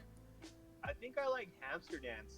Really? You know, like my friend, I have a friend who would like, for a while, I had this horrible habit that like just pissed him off so much. It's where like any song he played in the car, I would sing the Hamster Dance melody to that song. And it like it's kind of one of those things where it, like goes with anything. Yeah. And yeah, I pissed off my friend doing that like all the time. You know what my favorite thing was in middle school? Everyone liked doing grinding by clips with their hands, just knocking on anything. And then I always just like to like fuck them up when they did that. Just by like doing shit, like adding shit that's like completely off beat. Someone needs to use those drums and add it to Hamster Dance. I know, huh? Rough Jeff says, Those that don't know what that song is, it went like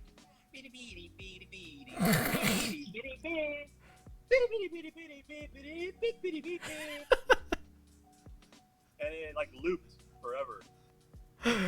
And then you go to like hamsterdance.com and it played that song on loop and it just had a bunch of different animated gifs of just like hamsters dancing, all different types of hamsters. Chubby ones, little ones, baby ones, cute ones, like all variations. It just like filled the screen of just different hamsters doing little dances. And then that was like the shit, like back in the day, like, you know, when like that was when like Napster was hitting, you know, like you fucking go on neopets.com, you go on hamsterdance.com, you go to you download a song that takes an hour off Napster. yeah. And while you wait, you watch some Homestar Runner. Homestar Runner, Newgrounds. Newgrounds. Remember you guys? Newgrounds? Do you guys remember the Newgrounds theme song? No. Ah man, it was like da da da da da da. Shitty ass song. What? That sounds so shitty. Dude, it was so It should go good. more like beady beady beady beady beady beady Newgrounds. Beady beady beady beady beady beady beady beady Newgrounds. You right. That would be hard ass beat. You right. You right. Bro, maybe Mac 55. That was Group X. Group X. That I feel like Group X like would not fly today by any stretch. But like I don't even know what that is. Group X is that like the three dudes from like the three white dudes from Atlanta who were like pretending to be like Taliban rappers. What the hell? That was like the thing was they actually produced like a studio album and some of the music on there was actually like high quality, but just really ridiculous because they had these like stupid like horrible like I don't know mock like very very inappropriate like racist like Damn. yeah like That's wild, bro. yeah accents. It was just very bad, but at the same time like sonically like the music ended up being really good when they produced this album. It was actually pretty crazy.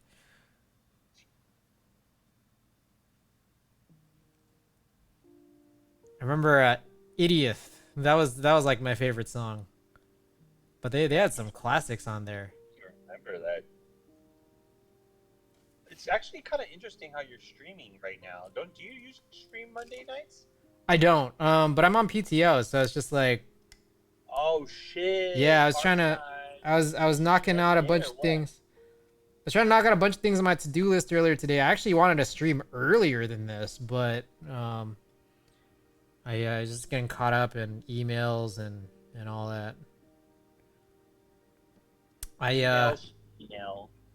a couple of keyboard folks came by earlier. I met them at the door because I ordered something from one of those guys, and he just decided to drop it off. I think he had like a little trip up to San Francisco. You ordered a keyboard thing, and the guy sent it off to you. Yeah, I mean it was a guy. Like it wasn't. He's not a store. He's a fellow keyboard That's nice community of him. guy. Dude. Uh, I think he just happened to be in the area because I've talked to him before, and he's like talking about how I live pretty close to like one of his favorite Indian restaurants. And he better have refunded you in shipping costs. Just kidding. That's chill.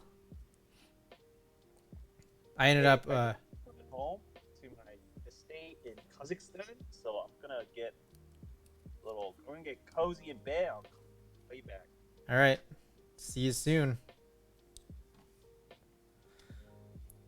You kicked my dog. Maybe Mac. I think that was Jerky Boys. Jerky Boys and Group X. Two distinct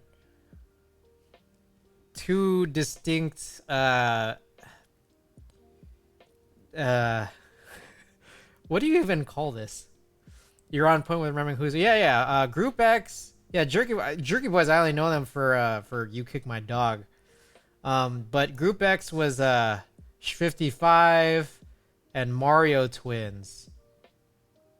And then a few other random internet, racist internet hits from way back.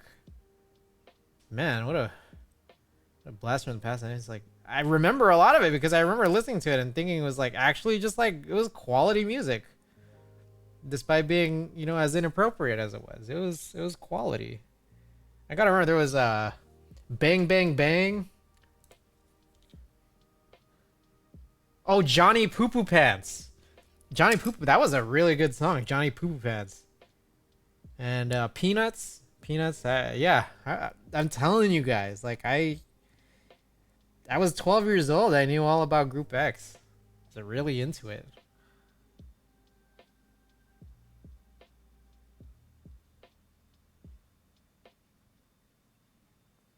What was really crazy was like the beat change in Johnny Poo Poo Pants. It's like it slowed down at the end. Had a little chopped and screwed portion at the end almost. You guys remember Chopped and Screwed from like the 2005, 2006 era? That was like a little bit later. Down in Houston. They had basically just slowed down every song.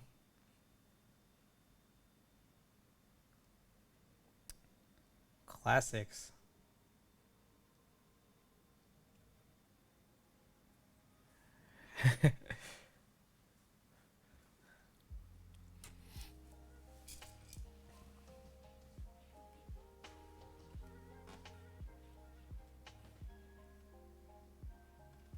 Alright, almost done with this row. I actually did one extra switch past this row because I don't know. I'm a fool. I went a little nuts there with the spring looping. I realized I was already done with the row.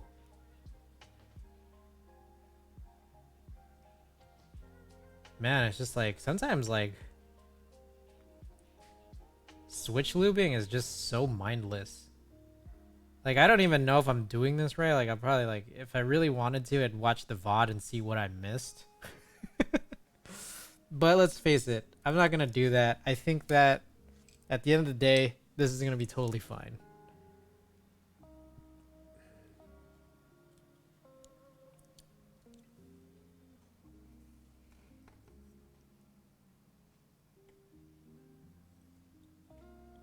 I'm surprised there's no assembly belt machine you could buy that can lube them all real fast. So, Rough Jeff, there's some tricks to speed things up. Specifically, there's this technique called bag lubing that we were discussing earlier, which is mostly done for springs, but some weirdos even do it for stems. In either case, I think it's like it's a real turnoff. What you essentially do is like you throw all your little pieces, like your springs, into a bag. Then you drop in a couple of drops of lubricant in there. You blow a little bit of air into this Ziploc bag, and then you just shake it up after you close it.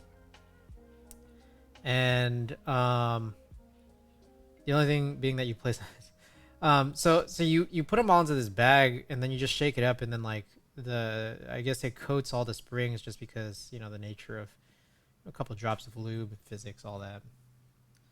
But it always like just turns me off. Shit, did I?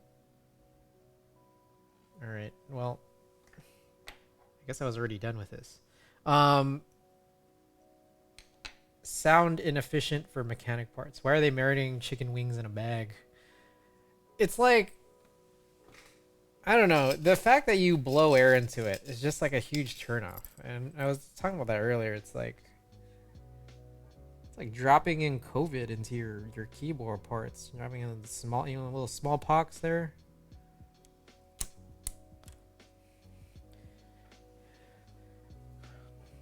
Want to sell 60 smallpox switches.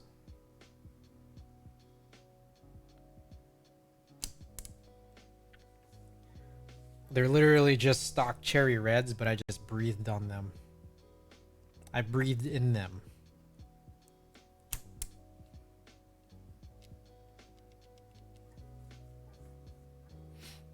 I think people have talked about like lubing machinery.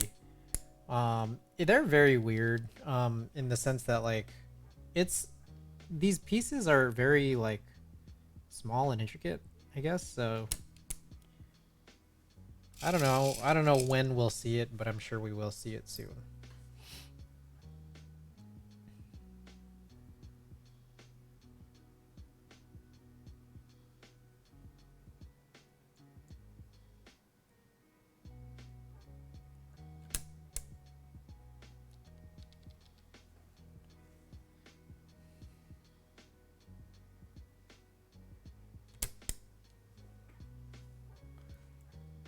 Oh, anybody out there is still here for some keyboard content? There's something I forgot to show everybody while all the folks were still here. So I want to go grab it real shortly after I close all these things up. Totally forgot. And as you all may have noticed, it is getting a little darker outside. So we're going more into our normal streaming time. Or approaching it at least.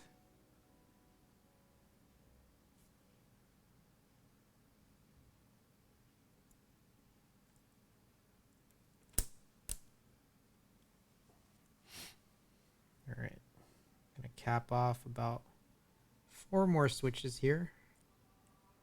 I'm gonna go wash my hands because I just feel like my hands kind of like dirty and lubey.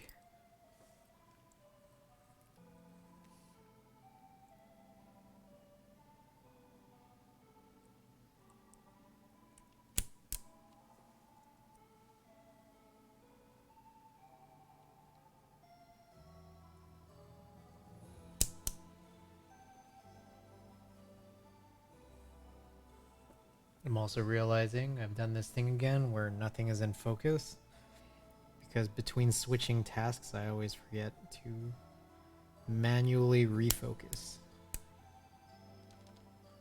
Alright.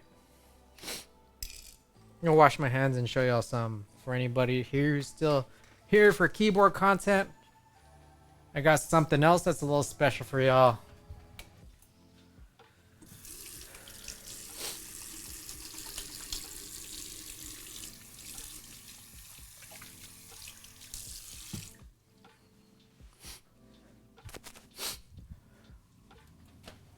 I was kind of interested. I was interested in this separately.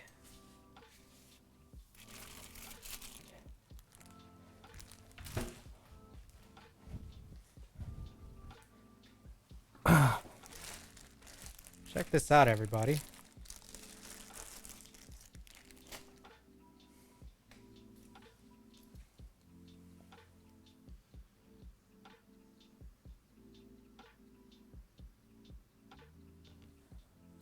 For anybody interested, jeez, we got some high rose switches.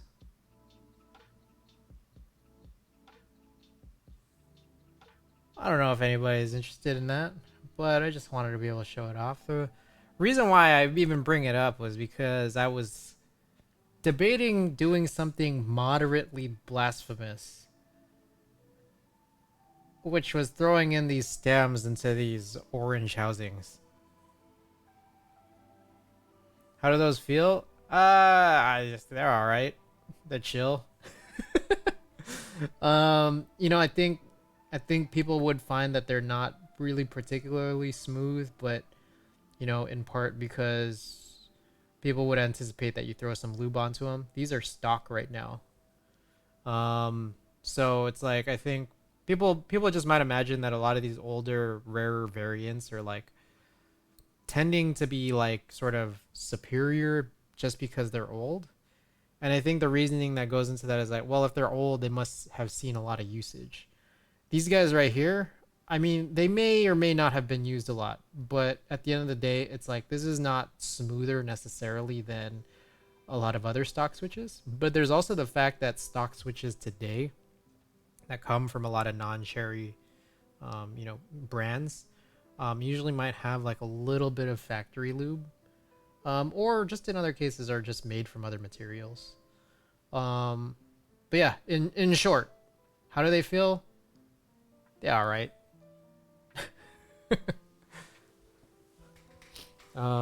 Yeah. So that's that. Um, I was debating, like I have a K-Mac Happy now, and and I might still, I'm still planning on looking out for the actual K-Mac Happy that I desire, right? And so what's cool is that I have these high roses, and I also have Nixies. So I feel like if there's ever this chance that I get the other K-Mac Happy, the one that I actually really do want, I'll have two K-Mac Happies, one with high roses, one with Nixies. I don't know. We'll see. Do you have a favorite Switch? I've seen your crazy collection, or at least a few that you really like. Do I have a favorite Switch? No. No, I don't. I don't think I do. I haven't tried a whole lot of them. That's the truth. A lot of my time in the keyboard hobby was in an era where there was really only like Cherry for MX compatible switches. Um, so among them, it's like I can appreciate, the different kinds of switches there are. Um, I don't particularly like, MX clicky or Cherry MX clicky switches, but I want to. The truth is, I want to be able to appreciate them. So, jokingly, like half jokingly, but half like I want to be able to throw them into some build. I saw that one picture of there being like 1,000 Switch collection. What is this picture? Hey, find that for me. Send a link. Drop that in. I'm curious. BRB, let me find it. Okay.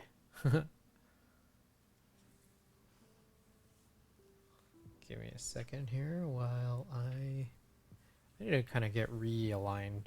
Give me a sec.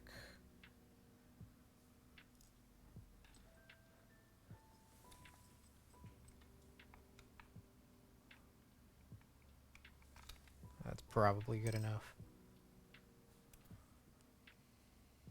I feel like I'm dropping a bunch of shit. I feel like I might have just lost a spring. Oh well.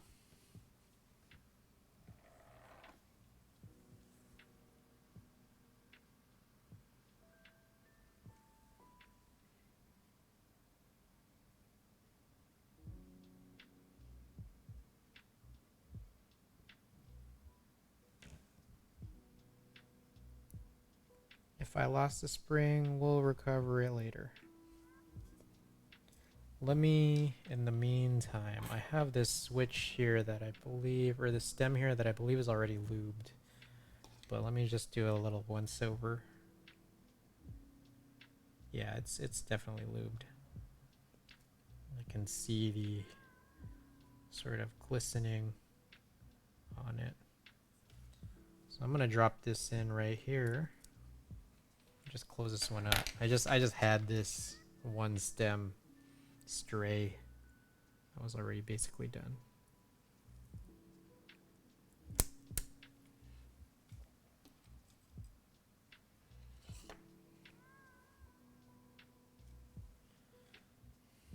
There's a lot of switches out there. And what I realized is that I think that there are a lot of switches that are different. And if you do like side by side A/B test comparisons, you're gonna feel and hear different things. I will admit that. But what I also will say is that like if you have a keyboard in front of you, like I don't think it's really particularly easy for a normal everyday person. Like I would consider myself a normal everyday person. I don't think I'd be able to tell just like, pretty easily what kind of switch is in there aside from being able to discern whether it's like linear, tactile, or whatever, clicky, I guess. Whether there's a dome in it.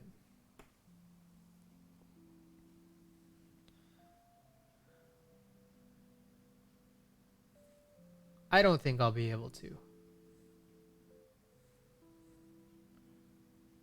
So, at the end of the day, I think everything's just chill.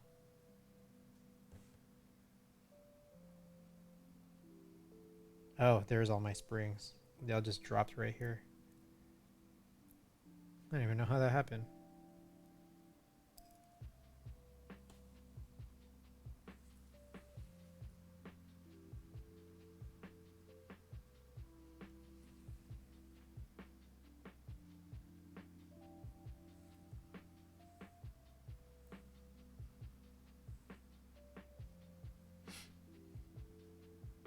All right. I think I am in fact gonna end stream after I finish all the switches. In all honesty, a big part of that has to do with like I know that if I were to complete a build, it would be like another several hours. And I know that I'll eventually just get hungry by the time like I'm finished with all these. But I will show off what build these are going into. Oh, Theremin. That's crazy. 846. That's pretty cool.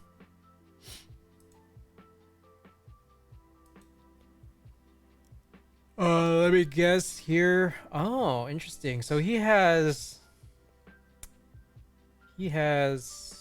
more than just MX variants.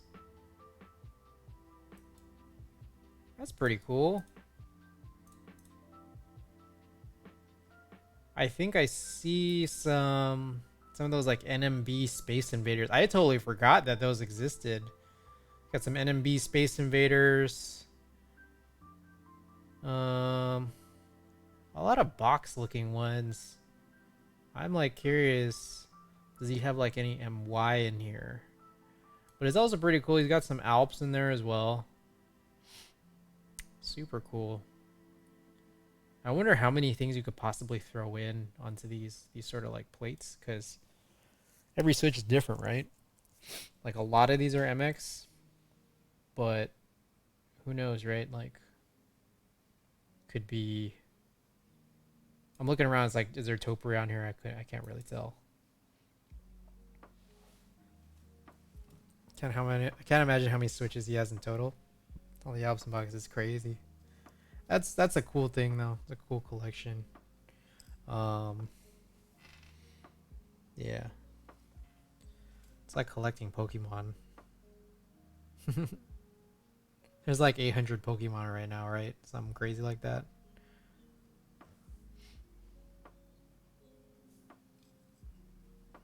You can never really catch them all. That's the truth.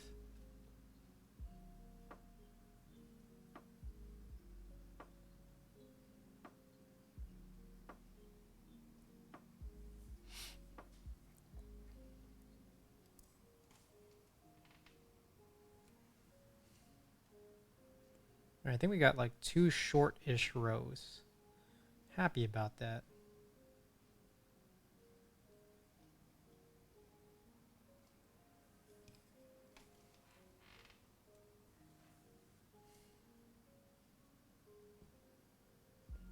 Short-ish.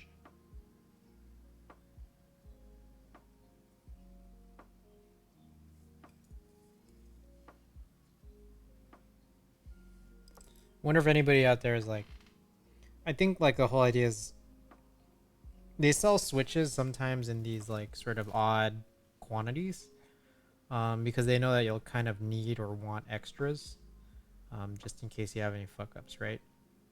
An HHKB build commonly has about 60 switches. So it's like, I guess it kind of makes sense that they throw in, 70, 75-ish, 68 or whatever. Somehow like you'll end up with that.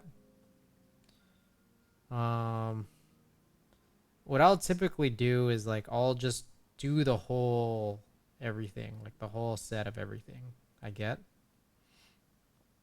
But I'm realizing like, damn, like that added 8 to 15 switches is just like, that's like a pretty, that's not insignificant. That work is non-insignificant. That's like anywhere from like 10% to 25% more work. I think about that. And then like you'll always just end up with 8 to 15 extra switches after all of that. I guess that might be it. All right, I guess we're doing one more.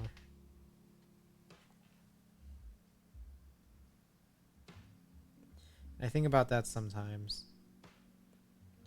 And I think about how through my builds that I've done so far since re-entering the hobby, I just have like a nice little baggie of just like the extra switches.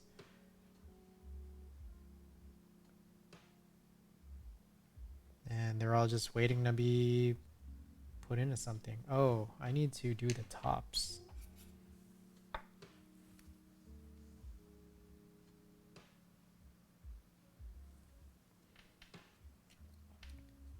When did you get out of the hobby, or when did you take a break? I was slowing down in about early 2016, like a lot, like slowing down a lot. And then I was pretty much out of it by early 2017. I think in early 2017, I completed a build.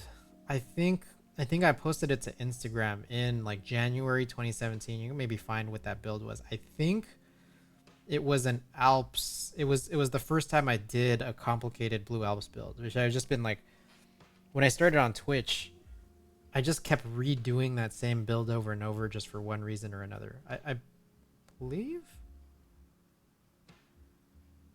it otherwise might have been a Duck Eagle. I'm not totally sure. Or a redo of it. Anyways, whatever it was, you could probably find it. That was January 2017. And then pretty much as soon as that happened, I think I just halted everything as far as I understood. It's a bummer because I think even as soon as like 2018, 2019, there was some good shit going on that I missed. And then I wasn't back till about this time last year when I was telling Ada like, hey, like I used to be in this weird hobby of building keyboards, and then she goes, oh, we should build one together. I'd like to find out more. Like she had already bought a couple of mechanical keyboards by that point, like pre-builts, and yeah, she ended up kind of roping me back, and it's been a whole thing.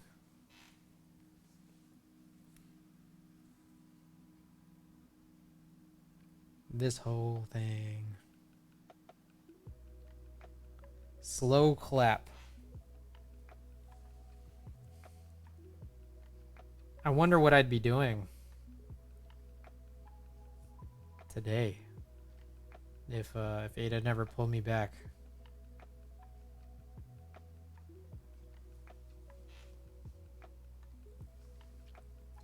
I might be trying to do, you know, in all honesty, it wasn't just her. Cause I think what happened was I was, you know, still, you know, I do the photo thing too, you know, right? And I think by that point, like I was trying to do a little bit more for film photography, and I ended up buying that copy stand, which I do for, you know, I use for photo film scans. Um, and I think like one of my justifications for that was, oh, I might like just end up trying to put together content um of just like, you know, object photography, just photography of just things that I own. And I still got this old ass collection of keyboards, so it's like I might as well just like maybe take some pictures or shoot some videos of this, all the stuff that I just happen to have. So I might have wound up into the hobby, but I might have wound up into it in a different way. Who knows? Who knows really?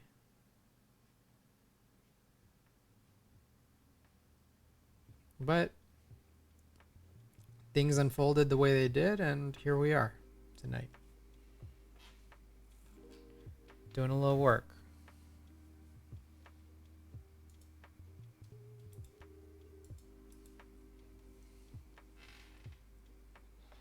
Alrighty.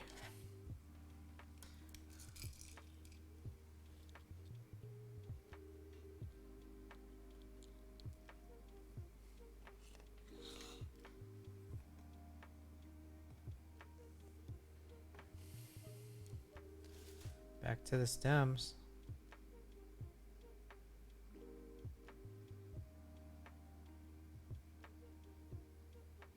Ooh. I can feel the hunger. We're some solid time away from the finish line.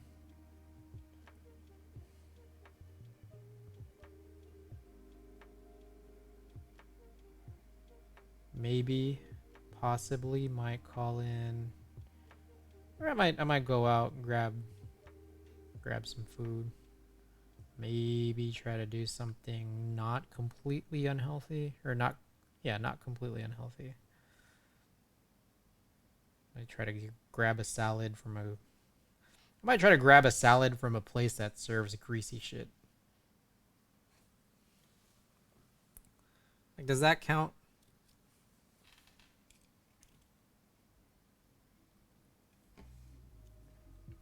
Halfway healthy, just like my partway grail. It's like the theme of the night.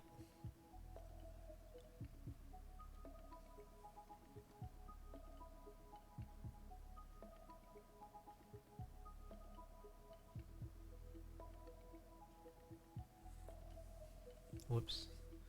Always forgetting, aren't I?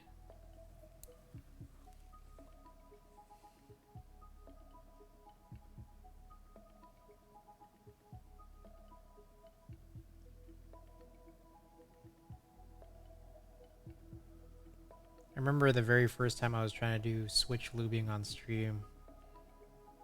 I was going mad slow. I think I'm doing a little bit better today, like these days. Not totally better, just a little better. 'Cause you tried.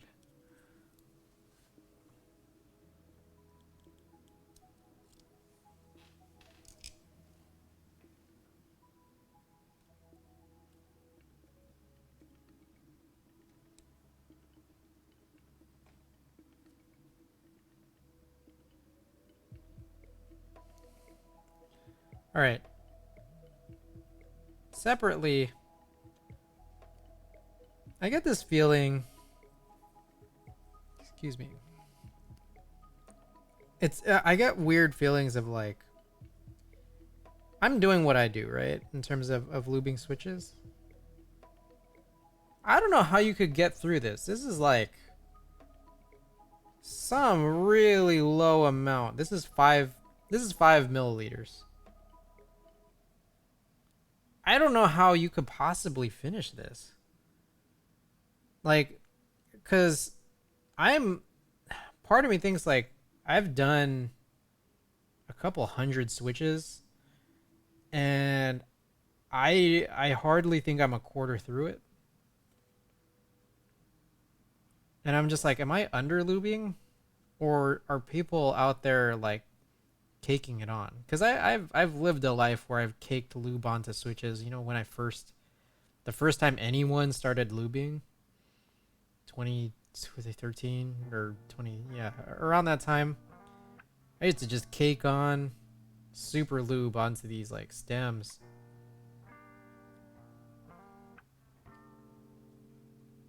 And I just feel like even if you cake, how can you get through this much lube? I remember watching fucking Zeal lube his switches. He made those shits slow-mo. I gotta see this. How much lube is it? This little container is 5 milliliters. I got this other fucking thing. I got this syringe for plugging 205 grade 0 from Kinetic Labs. And this is like 7 milliliters. And I'm just like, sorry, you can't even see that. 7 milliliters here. This is like another thing that's separate from this guy right here. So I have 12 milliliters of 205 grade 0. And I swear, I don't think I've used more than one. I mean, if I've used more than one, it's like, it's definitely less than 2. And I'm trying to think of all these builds. I got 1, 2. How many builds have I done through all of this? I've done like, I know I'm slow. Let's face that. I know I'm slow here, guys, but I've done about like 5 builds of like 60 to 70 switches. So that's like damn near like 300, 350-ish. Are you lubing the housings too? I don't. I lube the bottom housings. I don't lube the top housings. And I've lubed about 300, 350 switches, and I think I must have used tops 1.5 milliliters. So let me know if you guys think I'm under lubing, or if there's like a little bridge that I'm missing to the you know, this whole thing. Because like I remember like just like seeing vendors selling these saying like, oh, 5 milliliters is good for like 500 switches. Doge, welcome. Welcome to the stream.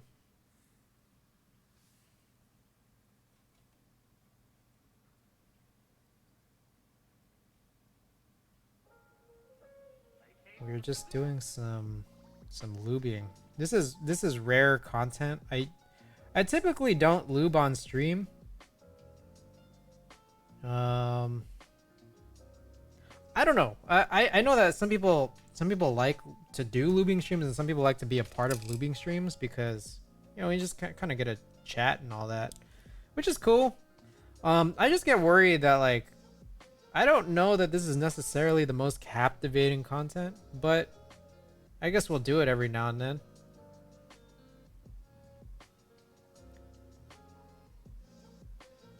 Creamsicles, sure, creamsicles. Let's go with that.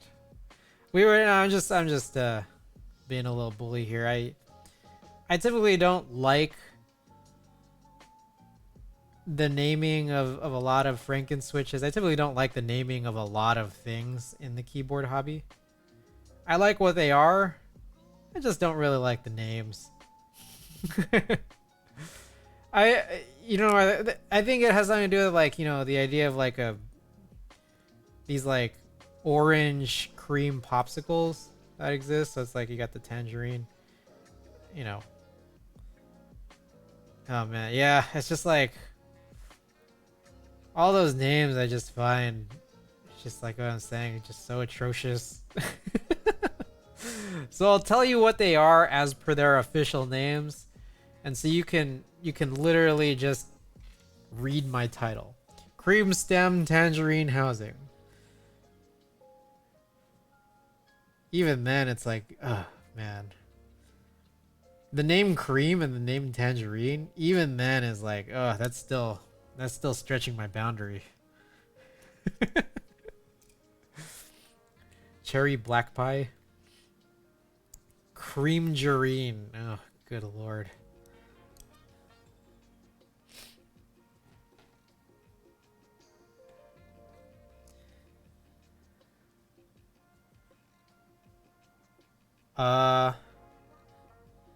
Speaking of Geico, if anyone wants a little tiny bit of insight into my life, I once worked for I once worked with Geico as a client, and this was about 2017, mid 2017, summer of 2017. I built at that time their Alexa and Google Home voice apps. And they were very interesting. This is just a side note, just about personal stuff. I worked on Geico's voice apps. We kind of built them sort of from the ground up, and it was really ridiculous because there was no, I don't know how many people are interested in this conversation, but essentially there was no APIs for this. There was no place that we could logically draw like the raw data for what to do for this app. So what we did, and they asked for this was per spec, they asked us to just scrape their websites for the information that we needed. And this is really particularly crazy because they were asking out of this functionality to be able to pay your bill. So by voice, you could pay your bill, and what it was doing was, you know, Alexa or Google Home, they would reach out to the application that I was writing, and my application literally was scraping the web for paying the bill on a desktop like browser in a way that a human would, but just replacing that layer with a human voice, which is incredibly ridiculous because the amount of time it takes to do that is really long. So then people would have to like sit around and wait a really long time for their bill to be paid by voice. Like, you have a bill of $63. Yeah, it was interesting because conceptually it's crazy ghetto. But I would argue personally that like it's a what we were asked to build as per their specification was a marvel. I am surprised we got it to work, but it was crazy ghetto. Yes, I completely agree. There's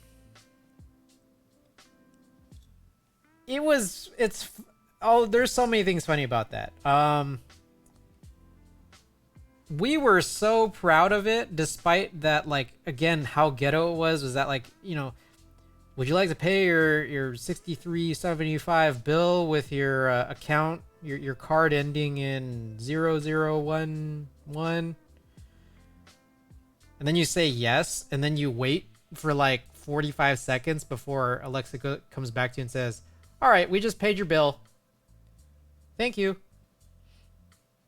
What was really cool was the early parts of the voice flow, like we actually like worked with the Gecko voice actor. Like we needed to like they needed to bring the talent into the studio to record some Alexa specific sound bites, and then we'd throw it into the app, and then the voice actor as the gecko would like pass it off to Alexa. So then like you go from talking to the British guy over to the, you know, Alexa American accented woman. The voice app eventually they disbanded it after about a year. A year later, they decided to turn off their app. They basically got no like. The funny thing was is that again, this super ghetto yet modern marvel lasted for a year before they pulled the plug because no one was using it. Apparently, there's a very low desire for people to pay their insurance bills through voice, and I think they didn't want to pay us anymore for, you know, for basically providing the service. So they turned it off. And to be honest, I think in that 1 year, they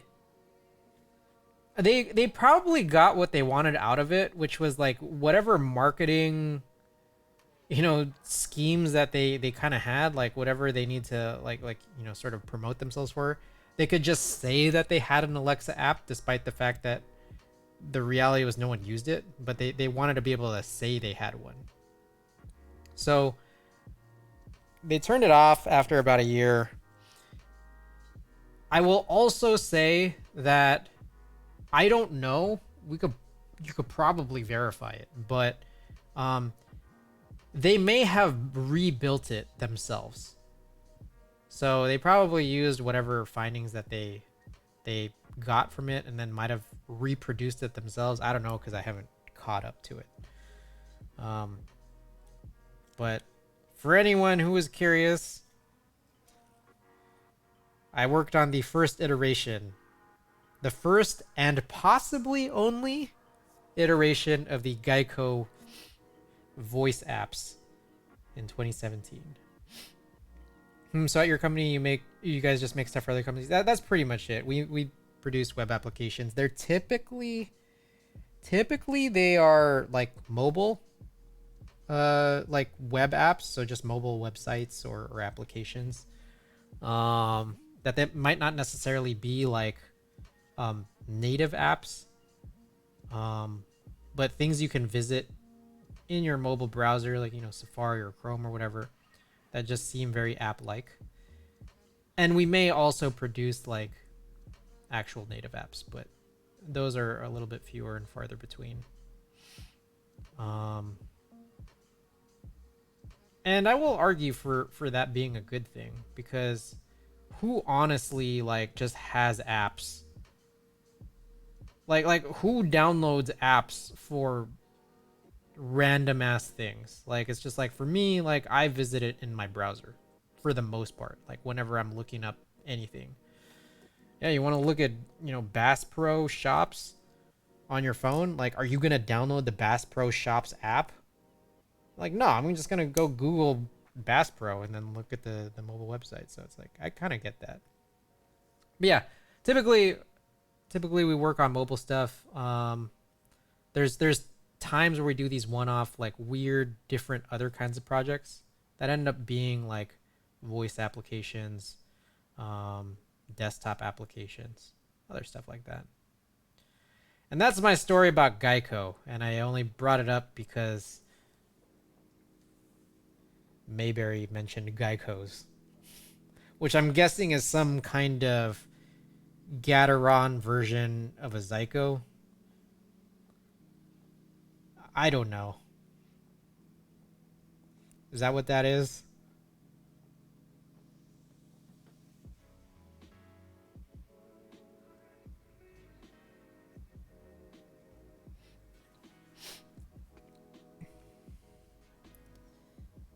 Alright, I totally missed this. Doge said if you put a Kailh black stem, they're apparently called blacksicles. I would not eat that popsicle. Interesting. Good to know.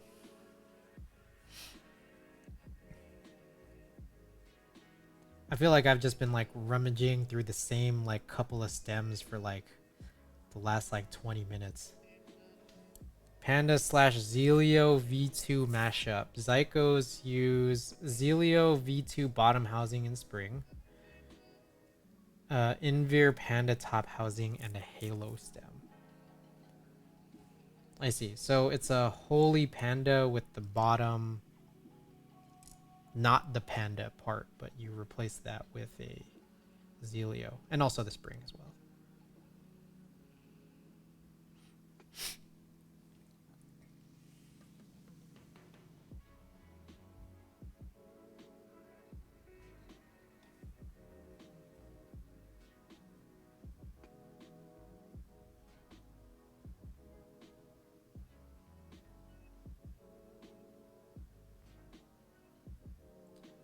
It's I spent $2 on this Switch.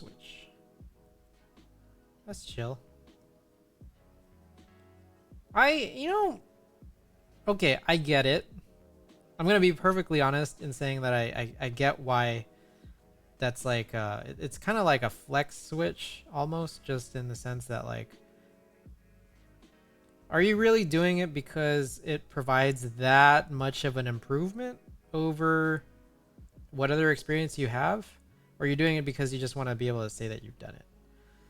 I get that, but I also understand like $2 a Switch does sound expensive, but another part of me thinks like, well, a lot of people in the hobby are already spending a lot on everything else, to the point where it's like $2 a Switch, especially for like a 65% or so, is like producing, anywhere upwards of like 100, 200, 300, like whatever, like that much money on the Switches as part of your keyboard build is like, I don't think it's like that unreasonable, considering people are like paying aftermarket for boards that are going, like 600 plus, 800, 1,000. It's like, if people are spending that much on boards, then it's like, I guess it kind of makes sense that like, well, they're the kind of personalities that are just like, well, I gotta have the best, so I might as well spend all this money anyways on $300 on Switches. So it's like, I think about that. I think about how like people are just like, all right, they'll do what they want, and it kind of makes sense. Hobby in a nutshell, yeah.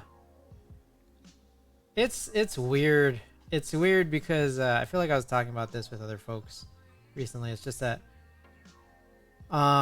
there's so many people who are coming into keyboards immediately getting something that's like end game worthy, is what people will kind of call it. And it's weird. It's pretty crazy because for a couple reasons. One is that the end game today is different than what the end game was 5-6 years ago. And just in terms of many things, like the rarity and literal money, like financial cost. And I think it's that because there are so many options that people get from that now, it's that like a lot of people will fight to justify it.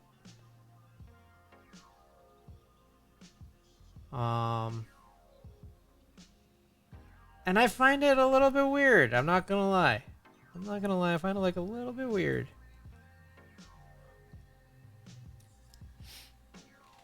All right, finished up this row. I'm gonna wrap this all up here.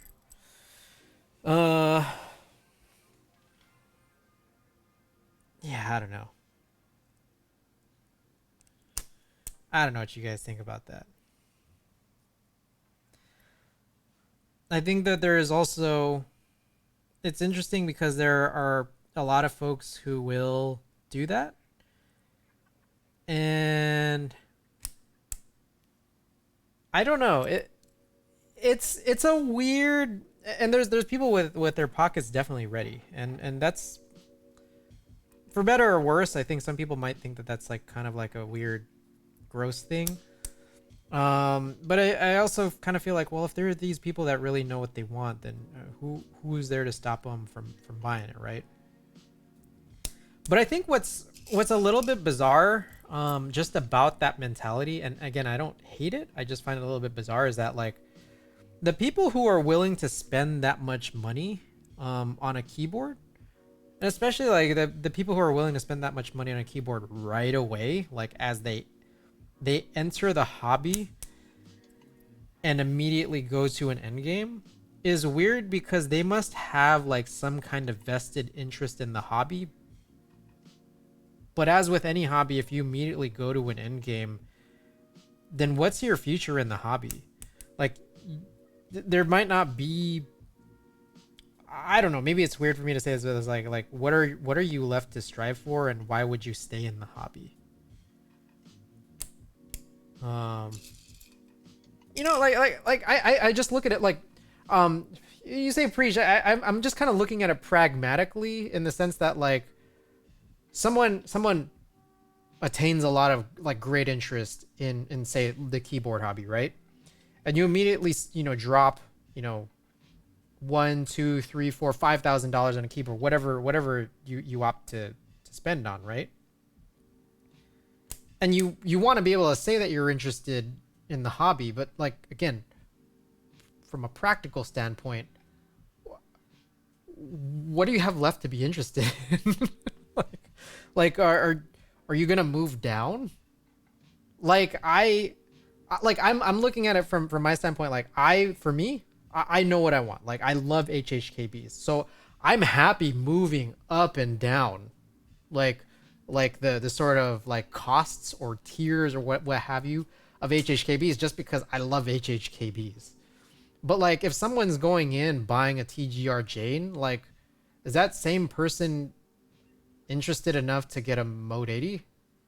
Like it's just like you've caught yourself in this weird corner of like, you have this great interest in this hobby, but what do you have left to be interested in?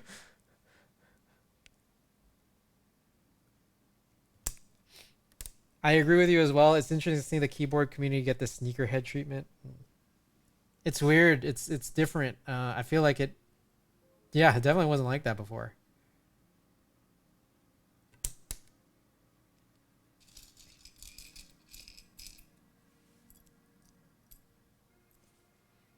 It's interesting.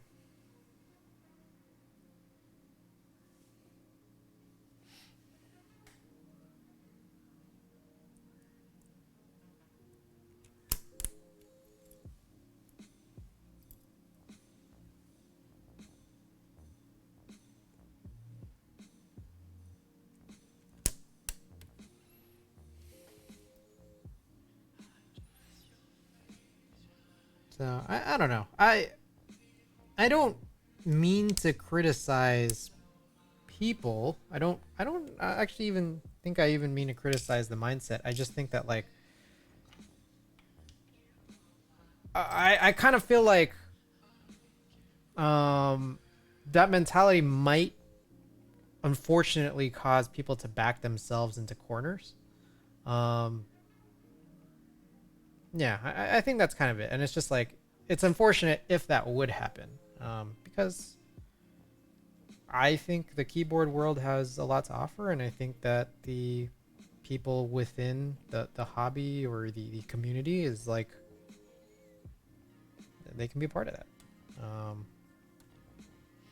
Just the influx of people. I'm still fairly new, but there's a lot of weird behaviors that happen when you have tiers, as you say. Yeah, it's a weird thing.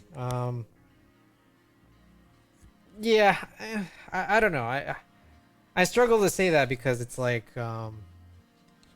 there's definitely pricing tiers, right? Like that's a fact. Um, yeah, I don't know. All right, home stretch. We got 11 more switches left.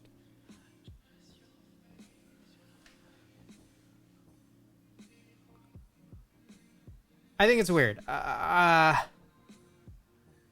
think that um, I'm doing it. I'm guilty of this. In the same way that other streamers have been saying this, is like I feel like we kind of like, even I'm doing it right now, is speaking on this like hypothetical person, where it's like I'm kind of getting this feeling that there's not as many of them out there as we make it out to be. I don't know though. It sucks because um speaking hypotheticals is like it kind of doesn't just it kind of doesn't really help necessarily a stereotype, and it's kind of like I don't know that I mean to like sort of badmouth anything really. It's just a thought I have. Almost.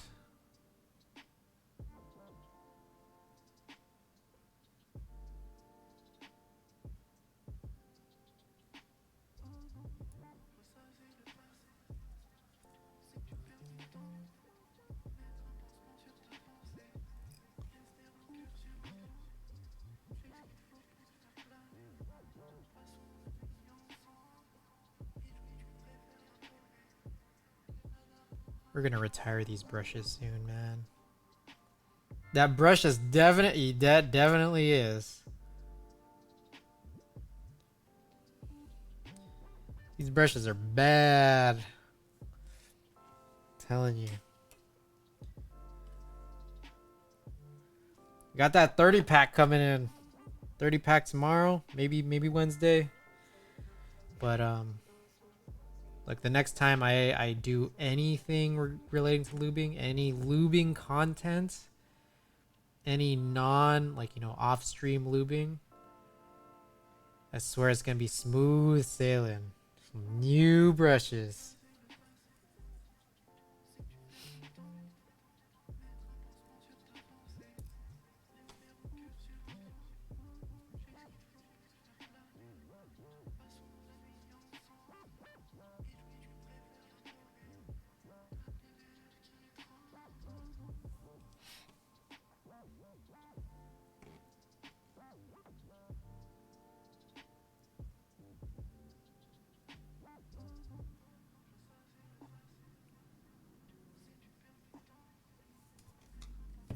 Nice. Did not lose any springs. Let's hope we didn't lose any housings or stems.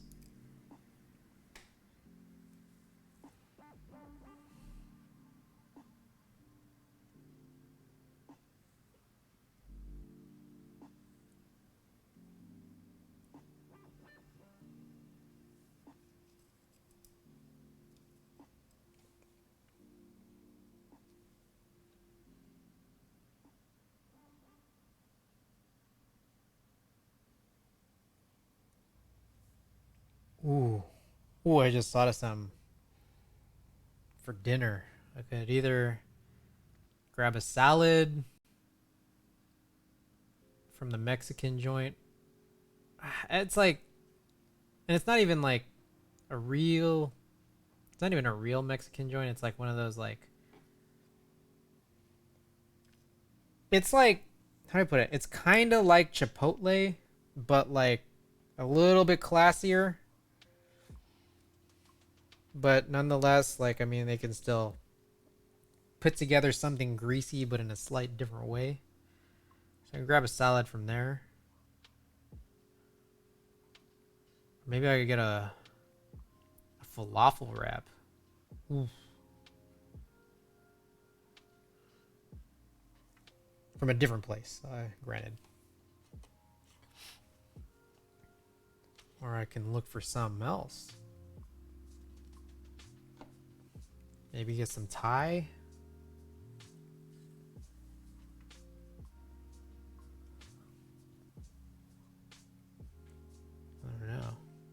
Sisig with brown rice. Healthy. Alright, so my thing here, for those who may not have heard or not recall, I don't eat rice.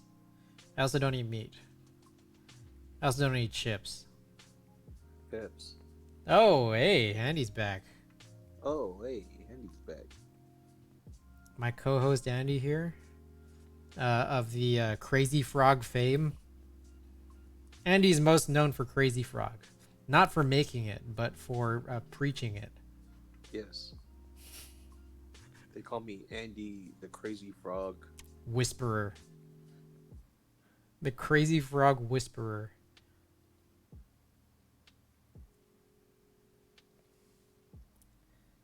Mayberry says, I'm actually quitting meat end of this month again. Ooh. And? Dude, you know what was really bad? So, Impossible Meats or Impossible Foods, around like 2018-ish, they changed their formula. And I swear to you, the new formula ever since 2018, it's like I don't know if like I'm allergic to it or something, but like I get this like crazy ass heartburn. And so like Ada and I went out this past weekend to this like place full of food trucks. And I was just like, I know that like Impossible gives me heartburn, but I was just like, she was really interested in getting something, and I was like kind of egging her on to like get it. I was like, oh, that sounds good. And like I didn't even have like I had less than half of it. We were just like kind of like I was kind of taking bites of it. That was the fucking craziest heartburn I feel like I've ever had, and I didn't even have half of that burger. Damn. Like I felt like I was dying. Like Ada was like Again to test it. Ada had like this worry. It's like, are you having a heart attack? Like, are you sure it's just heartburn, or are you having a heart? Because like I was struggling, man. It was bad. I couldn't drive back. She ran to like a Safeway to grab some Tums. And I was just like sitting there like writhing around in pain. It was bad. Hey Barry Mac, I went for like a year and a half, but moved back home late last year. Ah, so you were off me too for a little bit. No chips on no chips. Do not eat chips. So no nachos. Don't do any of that. Oh, Mayberry, hey Andy, Mayberry wants you to sing the frog song again. No can do. No can do. It's got to be natural. No, it's I don't even like that song anymore.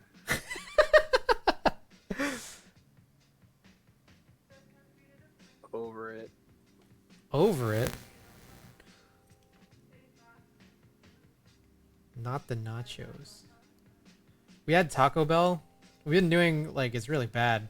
Friday nights I've been going over to Ada's, and then we get some Taco Bell drive-through. It's like, god damn. Taco Bell, like the fact that like I recently learned that you can just like get vegetarian or even vegan options at Taco Bell is like a super game changer. Cause it tastes. How'd you just find that out?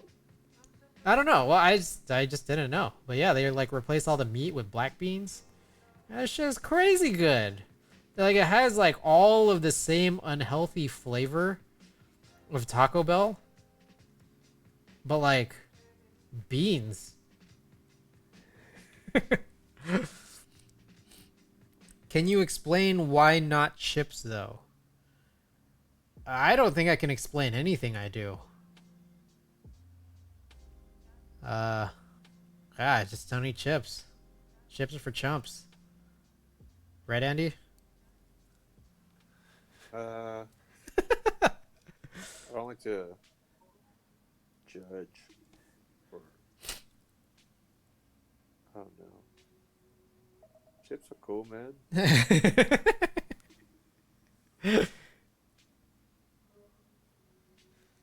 No, I'm kidding. Chips are cool. I enjoy chips, but just not in the form of ingesting them. I mean, like, looking at chips is cool, I guess.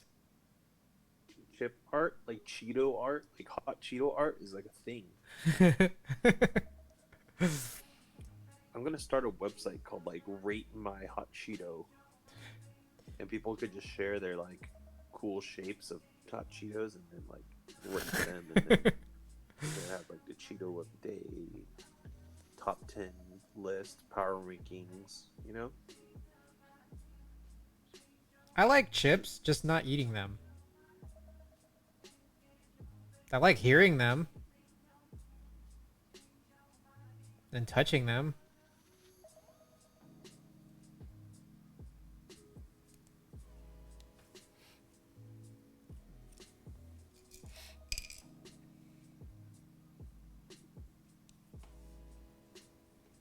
I also don't eat chocolate. There's a lot of like Mexican cuisine that like I won't eat. Mole. I won't eat mole. I won't eat nachos. I won't eat your I don't know, sides of rice. Burritos with rice in them. I won't eat meat. But there is a Bay Area Filipino Mexican fusion burritos, Senor Sisig, and they do like sisig marinated meats and sisig marinated tofu. Nice little Cali burrito, some sisig tofu and some French fries, loads of guac, sour cream, cheese, all that. Yeah, Senor Sisig's bomb. I've always heard about that. It's a food truck, right? Yeah, or it's a food truck. They actually landed a brick and mortar Oh, within like the last shit. year or two. And then the brick and mortar they do like crunch wraps, but like with all their sisig marinated stuff. So yeah, you get those What is crunch. sisig, anyways, huh? Sisig's like I think it's like a type of flavoring marinade. I don't know. Sisig. Oh, I have a pretty good story for you. Oh, I let's hear guess it. you all. Let's hear it, man. You're like a critical part of my content. Yeah, it has a lot to do with keyboards. So, this past weekend, Sunday, Mm-hmm. I heard about this like kind of like Sunday pop up kind of mini like food fest thing, you know? All It's right. just like I just kind of saw it on IG and it was like, oh, that seems interesting, and it was all like Filipino businesses. Right on. Um, so I was like, oh, that might be cool to check out. It seemed pretty low key. Like the actual page for the festival didn't have that many followers, and I was like, oh, might as well support some small business and just check it out or whatever. Mm-hmm. So I hit up my Filipino friend who's like always down to like just eat and drive really far to eat things. Like not a lot of people are willing to do that. All right. So me and him go, we meet up Alex at the spot, and then as I drive by it, I instantly knew, oh my god, this is not a good idea because it was packed. It was It packed. was like insanely packed in this like small little space. Not only Mm. because of just like, I mean, it is, we are in a pandemic, and like I don't Yeah. know, it just like was giving me like vibes where I'm like, damn, we should just like go somewhere else. But then Alex was already there, so we're like, all right, fuck it, we'll just like try. All So right. we meet up with Alex inside this little thing, and there's all these like booths set up, like tents, and they made it so that there's basically like 4 food booths, and then you have to wait in one line to order from one of the 4. So they Interesting. kind of funneled it all into one line, and then it's just like each of the businesses didn't have their own line. I Um, see. I'm sure they did it maybe just to try and be somewhat like organized and like Yeah. But it made things highly inefficient. Mm. Inefficient. And then we were kind of like, I actually bumped into someone I knew, and I was like, bro, like, how long you been waiting this line? He's like, oh, like an hour. And I'm like, okay, I'm good on that. You know, Yeah, like, because you we're good on that. not a big fan of lines, of course. Um, so where Alex suggests, hey, why don't we just grab a boba and then just bounce after?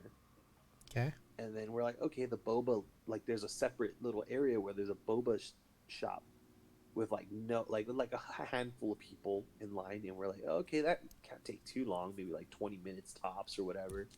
So like we just wait in line, we order, and then I pay. We ordered some Thai teas. We ordered 3 Thai teas, and we're like, okay, it can't take that long for them to like hand us a Thai tea. What do? Mm-hmm. You pour it into a cup, you know? Um, so we're just kind of standing around waiting, and then they're like slammed, which is like back ordered, which is a bunch of stuff, and we're like, okay, well, I mean, it can't. I don't like. We didn't think that we'd have to wait that long, even though they were kind of busy, because we did order just drinks. Other people ordered food and whatnot, you know. Yeah. Um, so like 30 minutes pass, and all of us are kind of just like, okay, why is this taking so long? And then I like check up on it, and they're like, oh, sorry, we just had this many people ahead of you, blah blah blah. And then I'm just like, okay, so how much longer is it gonna take? They're like, oh, give us like 15 more minutes. And I'm just like, all right, well, we already waited fucking 30 minutes. Yeah. Might as well just wait 15 more minutes. What's another 15? Yeah. And then the 15 minutes turned into another 30 minutes. Oh my god. You know? So we waited almost an hour for our Thai teas. And then I wasn't like, we were kind of just like, we weren't mad at them, but we were just kind of like, why is it so inefficient? You know? Like, Mhm. it, like the way they were like just putting up the food and drinks was just like, they're going like one at a time. They weren't like looking at tickets thinking, oh, like, oh, these 5 orders are Thai teas, let's just pour all the Thai teas. Like, they weren't like working efficiently. Mm. And I don't know, and it's just like, we got our drinks and we were like, this better be the most like best fucking Thai tea we have ever drank in our life, you know. And they had a sign that said like, world's best Thai tea. Like, what if it really is the best, you know? Mhm. Like, are we about to experience something that's incredible right now? Yeah. So we pop our straws into the little cup, and then we all take a sip. And then John, my friend John, is like, he literally screams out loud. He's like, man, what the f? This just tastes like some regular ass Thai tea. I'm just like dying. I'm just like, no fucking way. And I take a sip too. I'm just like, oh shit. You know, in my mind, I'm like, okay, yeah, this is some regular ass Thai tea. But then, me knowing like we just waited an hour for it, I was like, oh man, I think this is the best Thai tea I've ever had. You know, to try and like you know, trying to like convince myself. Ah, man. And I was like, dude, oh, this is amazing. This is the best Thai tea I ever had. And then Alex was like, oh my god, you're right, dude. They were just like sipping on our like regular ass Thai tea, like acting like mind blown. And John's John's super mad. Wow. So good. We just like, all right, well, we wasted like an hour here. Like, You let's guys go get some actual food. could have like waited in that stupid other inefficient line. Yeah, For we could the have food. waited in the food line and Yeah. gotten food by the time we got our drinks. Yeah. Damn, So dude. it's just like such a stupid experience. But then we were like, all right, time to get some food. You know, we're like hungry. You know. Yeah. And then I was like, oh, let's go to this other food event thing that's like down the street, and it's one that kind of always, it's like every Sunday or whatever. And then Wow. we drive down there, and then we walk up to the door, and it's closed. And we're just like, man, what the hell? Today's just not our day, you know? Wait, this was Sunday? This was yesterday? Yeah. Damn, dude. Oh, But, unlucky yeah, we weekend, ended up man. finding food eventually, but yeah, I'd highly recommend that Thai tea spot. Do you want to give the name so that you could let everyone know how great this Thai tea was? I don't know. This might like expose my location. The Cricket, welcome to the stream. What's going on? You know what's funny? I just pulled up their IG, and then in their bio it says "World's Best Thai Tea." Man, they are on one, bro. Killing it. All right, finished lubing all these stems. So just time to. Oh, they posted a ad saying we are hiring. Yeah, they definitely need to hire someone to be able to pour Thai tea in a cup faster. Because that shit took an hour. Dude, man, you don't know how hard that is. Yeah, I don't know. I can't honestly say I've ever You made can't. Thai tea. You so I can't don't know. honestly say, yeah, dude. When it's the world's best Thai tea, it's like sometimes, like it could be challenging, you know. Yeah, they had to like. Pouring that Maybe might be they were, different. like, maybe they had to fly in a guy from Thailand, Oh, yeah, yeah, and then there's like a special process that only Thai people can do. yeah. The Cricket's asking, do cream stems have a longer pole compared to other linears? Yes, I was learning about this a little bit last night. Cream stems, they do have a little bit of a longer pole than like a typical linear stem, but there are other kale stems that have even longer poles than creams. Yeah. Mayberry Mech saying, asking, do you eat seafood? I do not eat seafood. Don't eat seafood. Don't eat gelatin. Yeah. You know what you do need to consume though? What's the that? world's best Thai tea. World's best Thai tea. I actually also don't drink most things. But I will eat. Bro, Thai tea ice cream is like so good. Damn. I do By the dairy. time it's in your digestive system, it's actually just I- Thai it's tea just a drink. drink. So you're like lying to yourself. So yeah, maybe Mac, I do dairy. Yes. Which linear stem is the longest you've seen? I haven't actually personally experienced any longer stems than cream, the Cricket. But I think some folks were telling me about like the Kailh Pro series. I think even Kailh Blacks, and a few other Kailh linears, but not all of them apparently. Apparently, not all Kailh linears have very long poles, but I'll have to sort of go and re-figure out which ones they were. I forget off the top.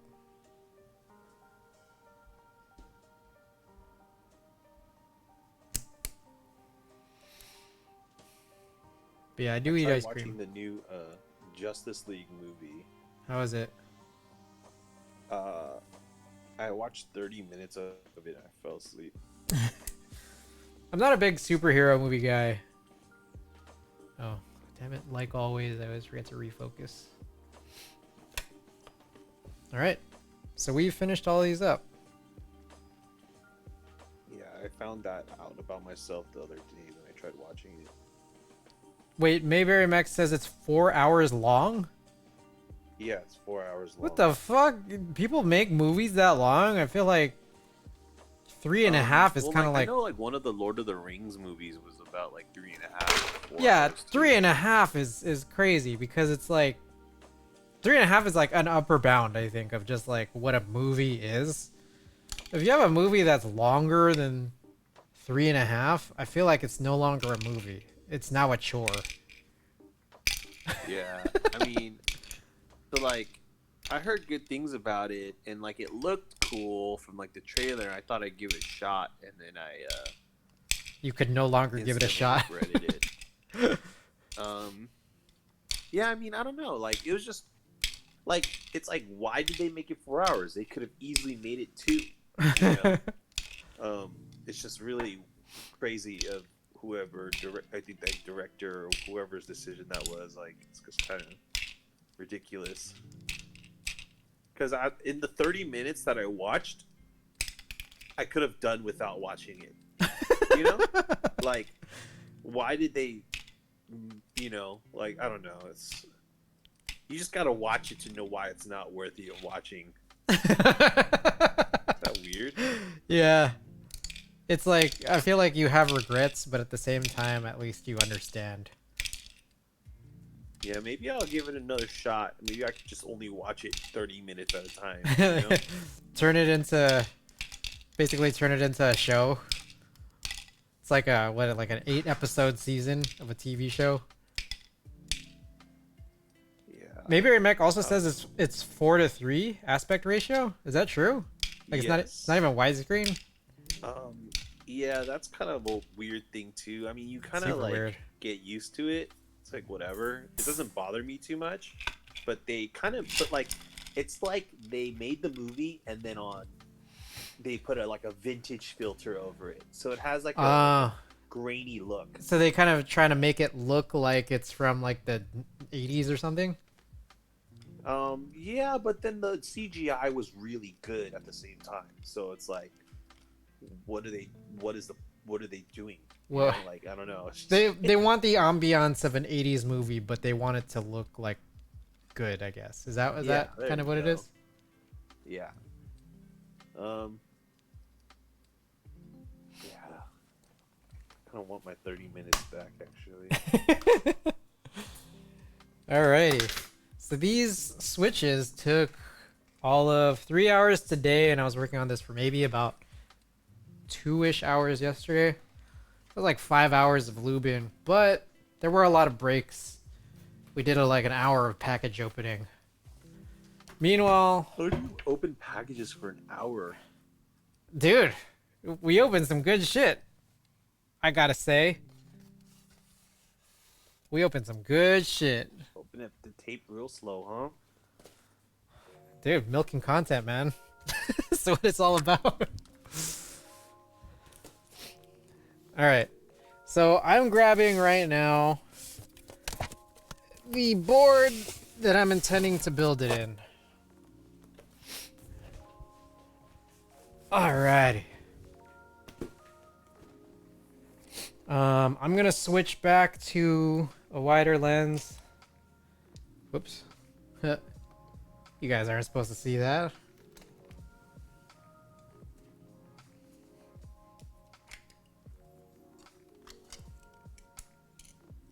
What time is it? It's 8:44. Damn, that's crazy. Why? I don't know. I thought it was still like 7:44. Well, you were wrong. Nope. Damn, are you gonna be awake at 7 a.m. on the 29th? Probably not, huh? Wait, why? There's a sneaker raffle I'm trying to enter. You know, the thing is, I might actually be. Very specifically because I have jury duty. Well, you have sneakers app, right? The sneakers app? Is that the Nike one? Yeah. I don't have it. Well, I don't buy Nike for some shit. reason you choose to download it. Help you out with a raffle? Try to get these shoes. Alright. Yeah, if I don't get them, I'm never gonna come on your stream again. It's all on you, Chris. Mayberry Mech is asking what shoes. They're these Nike Dunks, but they're a very specific colorway that I just really like. I'm not much of a sneaker head collector guy, but they're like white with like light brown and beige accents with suede. So it's just like a nice looking shoe with nice earth tone colors and very simple and kind of one of those shoes that you could wear with a lot of different, outfits. They're just very neutral, I guess. Not too flashy. They're called the Curries, as in like, oh, it's like curry colored. Not Steph Curry, Not Steph Curry. because he's not part of Nike. Yeah. Mayberry Mech says that's a timeless colorway. Yeah. Those But are I already clean. know I'm not gonna get the shoes because anytime a raffle is involved, I just like lose. Never win. Yeah, it's not like part of. It's like part of joining a raffle. It's like you just don't win. Yeah. So it's like What's a raffle that you actually win? It's not even a raffle at that point. I don't know. All right. So this is the board that I want to build. The creamskulls with. This was like my pre-grail, which is a Duck Viper V3. There is some tape on here. Check out this back. This back is crazy.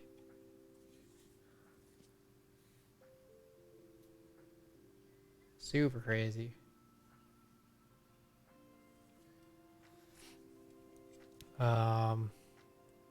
There's like acrylic diffusers, I believe, for the PCB, which has some downwards pointing LEDs.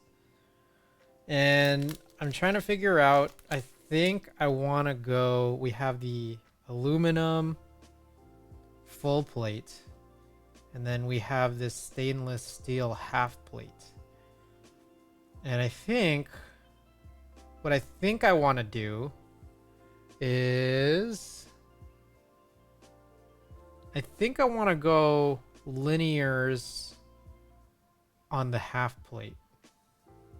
And then next build that I would do would be on the full plate with some tactiles. I think that's what I want to do. So that's what it's gonna be.